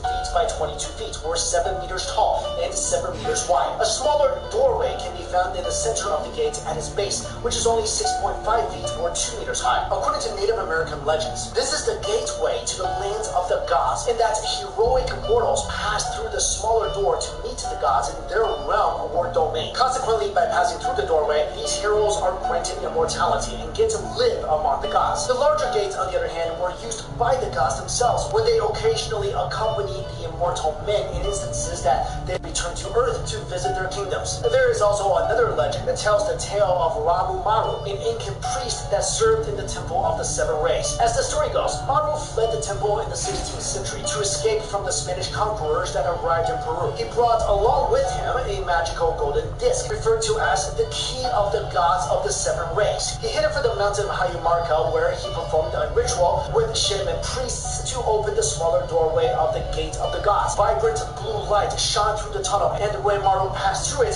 he vanished from the face of the earth and is believed to have traveled to the realm of the gods, never to be seen again. So in conclusion, I may have only listed 5 actual ancient sites that could contain portals or stargates that lead to other worlds and dimensions, but according to some, there are probably dozens, if not hundreds, of these otherworldly gates spread across the globe. But who knows, there might even be a portal hiding somewhere in your hometown or maybe in your closet. What if, on the off chance that you do stumble upon an actual stargate to another world or passageway to a realm of celestial beings, would you dare to go through it? I mean, it's not like the doorway is going to say, hey, come here, it's going to be awesome, there's going to be buffets and a beautiful house for you to live in. I mean, you might walk through and actually find yourself, in the Gate Jumanji. And personally, I do believe that other dimensions exist. I 100% believe that. I mean, this is not something that's completely science fiction anymore. Some of the smartest people in the world believe that multiple universes exist. But are there possibly portals where from this existence to another? I think so. And maybe that explains all the disappearances in the Bermuda Triangle and the Devil's Triangle and all the other triangles on the planets. But let me know what you guys think in the comments below. Thank you all so much for watching this video. I'll see you later. Here's the intel they've collected so far. So, you would come to strike at me. I eagerly await your arrival, Commander.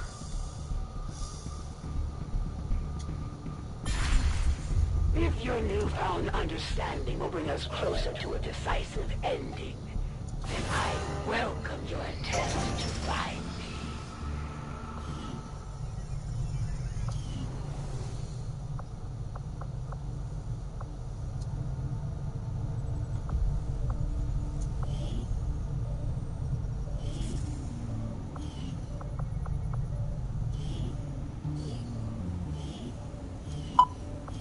Just as a broad topic, what we're going to discuss is what I would call the ancient astronaut theory, but specifically for tonight's workshop, I'm going to focus on pieces of technology that have been found throughout history, going back to the Sumerians and even before them, but put into a larger context of a view that shows man has probably been on Earth a lot longer than we think. At this point, it stands on the shoulders of the Sumerian culture for the first civilization.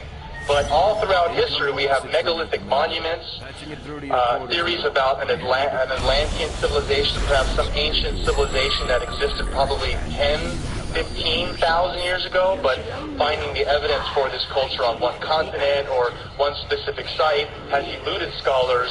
But as we'll see tonight, there could be a global evidence shown on all continents for a very superior technological culture or civilization that did exist at one time. So ancient technology. Many of the artifacts that have come out of modern archaeological excavations still don't have an answer to what their full purpose could have been. This is an interesting item known as the Antikythera mechanism. It was found by some sponge divers in 1908 off the coast of Antikythera. And what's so interesting about this mechanism is that it's basically a handheld planetarium. Now, this under radar showed that it had over between 38 and 70 different little cogs and wheels, more complicated than a modern-day Swiss watch, yet it's over 2,000 years old. They don't know how it was made or who could have created it, but they give theories that possibly someone like Archimedes or someone in the great Greek time period would have had the knowledge to build this type of device, yet they really don't know for sure.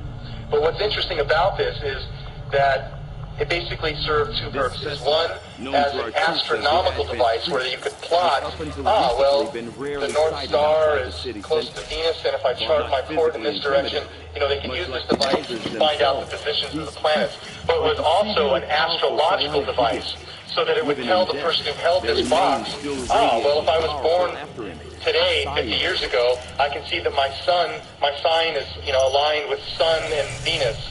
And so back then, 2,000 years ago, in the high, Greek council, having astrological information to be able to tell people, your planet sign is this, and you interact with Mars, was esoteric information. So this device served that purpose, yet it was 2,000 years removed from, us trying to figure out who could have possibly built it. Here's a rendition of it, what it looked like inside of its box. So another interesting area of information that I like to point out is Egypt. I'm going to kind of jump around from various parts of the information tonight in the workshop because there's just so many of these pieces that, when shown from their own aspect, will fit into the bigger picture. Some of the artifacts shown in Dendera in Egypt, we have tombs and recesses, dark crypts all over Egypt that have intricate hieroglyphs on all over the walls and the ceiling. And Egyptologists will say, if there's no evidence of flame, no carbon burning or soot on the ceiling, how are they lighting in these dark recesses to actually see to carve these hieroglyphs or to paint them? The only other theory aside from a torch would be copper reflective mirrors. Now, copper can only reflect so far down these shafts, so an alternative theory is they had electricity. You can see what they're clearly holding up here, what looks like a light bulb, and it's actually plugged into some type of device. Now, modern archaeologists today say, this is an eggplant. They're holding up an eggplant symbolically. Okay. Well, to me, it looks like a very large, what could be attributed as a light bulb. Now, what I did was, in the same time period of the Egyptian culture, which is roughly 2500 BC, we've also found another interesting artifact, which has been known as the Baghdad Battery. And so I've come up with a theory that in the same time period of the Egyptian culture, in that same era, we have the Sumerian civilization. And in their own rise to technology, we've discovered over a dozen of what are called the Baghdad batteries, which is basically a 4,000-year-old battery. It's a copper jar with a clay jar with a copper lining and iron rod down the center. And if you fill it with a weak acidic liquid like grape juice or vinegar, lemon juice, and you touch the copper and the iron, you get a positive charge. Now, Eric von Daniken actually made a relief of what's shown on the wall and had done a test where he created a light bulb and powered it just to scale as shown on the wall, and it actually functioned. It worked. Now, here's an actual picture of the Baghdad battery of what was found. I recently did an on-camera experiment for the Discovery Channel where I generated positive 4 full volts consistently using a replicated battery shown here in the far right corner. And now, if you figure 4 volts from one of these, you stack up 2 or 3 of these, you instantly get up to a 9-volt, 12-volt battery, which could power what we have today in our modern devices like flashlights. So you combine this with something like that, and maybe possibly an alternative view was that they actually were harnessing electricity. The other theory is that archaeologists today say, okay, maybe they had a battery, but the only thing that we would accept that they would be using this for would be electroplating, so that you could basically heat up silver, gold, and then spray it over jewelry and find precious elements, which they have a lot of evidence to show that that's what it was being used for. This is an alternative view for what it could have been used for. And you can see here again just a little showing that you put these two positive negatives on the voltmeter and you would get a positive charge. So ancient engineering, unexplainable archaeology. This kind of goes again into the theory of an Atlantean culture. Maybe someone predating the oldest civilization, of which we'll get deeply into here, the Sumerian culture. But there's evidence all over the earth of these megalithic monuments that are left to cultures that have been built on their civilizations on top of it. So in South America, for instance, Tiwanaku, Teotihuacan, we have many of these sites with megalithic monuments that we can't explain who built them. And if you were to ask the Mayans or the Incas or the Toltecs, who built these structures, they say, oh, well, these were built by Kukulkan or Quetzalcoatl, the gods. They say that there was another great civilization that was here that predated them, yet what's the evidence to show that they existed? Where did they go? So what I point out is that we have these megalithic structures all over the earth that when looked at closely, there's no explanation for how they got there. Here are stones found in Pumapuku, which basically fit together like Legos. They're built in such an intricate way, carved in such a way, so that they would fit together. You can see here also, there was molten liquid metal poured to connect these devices. Amazing technology for a culture that's 4,000 years old. And you can see here, this larger one, there's symmetrical drilled holes, precision drilled holes throughout the stone. And there's no way to do this without modern technology of some type of a drill. Yet here it is, and stands for all time of evidence to see. So there's stones all around the world, these megalithic stones. This is a great image because it's actually Ted. I believe this is the image of Ted here, who's filming somewhere back here on the left. And this is a trip that they took some people with Zachariah Sitchin. And, this is a stone that's in Baalbek in Lebanon. Now, what's so interesting about this is that we have stacked, several miles from this quarry site, these stones that are trilithiton stones, huge stacked stones. Let me just stay on this image for a minute. And this is where the quarry site of where the stones were taken from, because here's one that that broke, and they left it at the quarry site. There's no way physically today for us to get into a rock that large, wedge in there, and somehow lift it out. These are like 100,000 tons.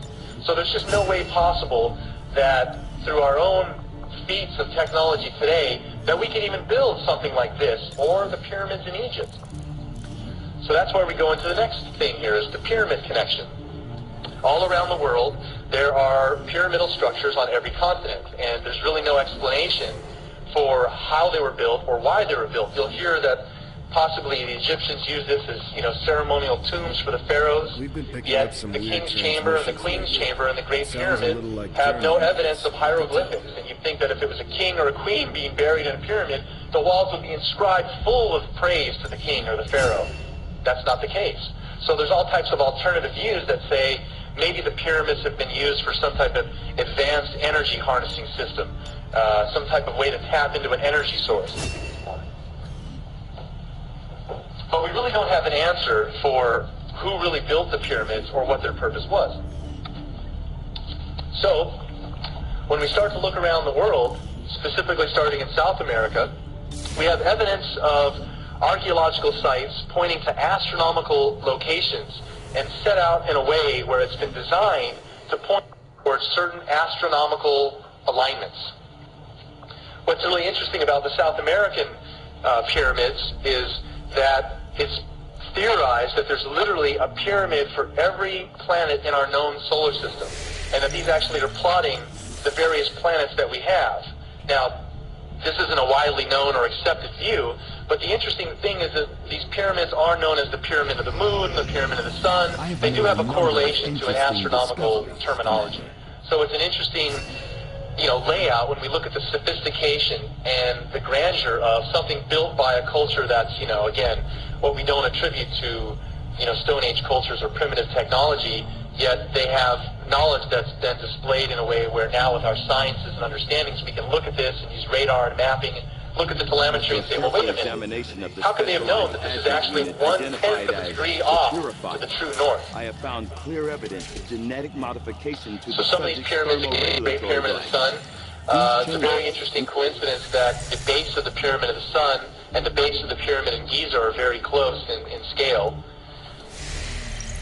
And when you look through, again, some of these pyramids, you know, this is very comparable to the Egyptian size and mass, but there's really no explanation for what they were being used for other than other previous cultures of them come, you know, in South America, Mayans, the Toltecs, Aztecs, and have come in and, you know, taken over these lands and these monuments for themselves, assuming that they were built by their ancestors. But when we start to get in some of these more interesting, well-known structures like the three Giza pyramids, there's a lot of unanswered questions, because if the pyramids were built by the Egyptians 2500 BC, roughly, you know, 4,500 years ago, then how is it possible that there's alignments taking place here that just can't be explained in that time period?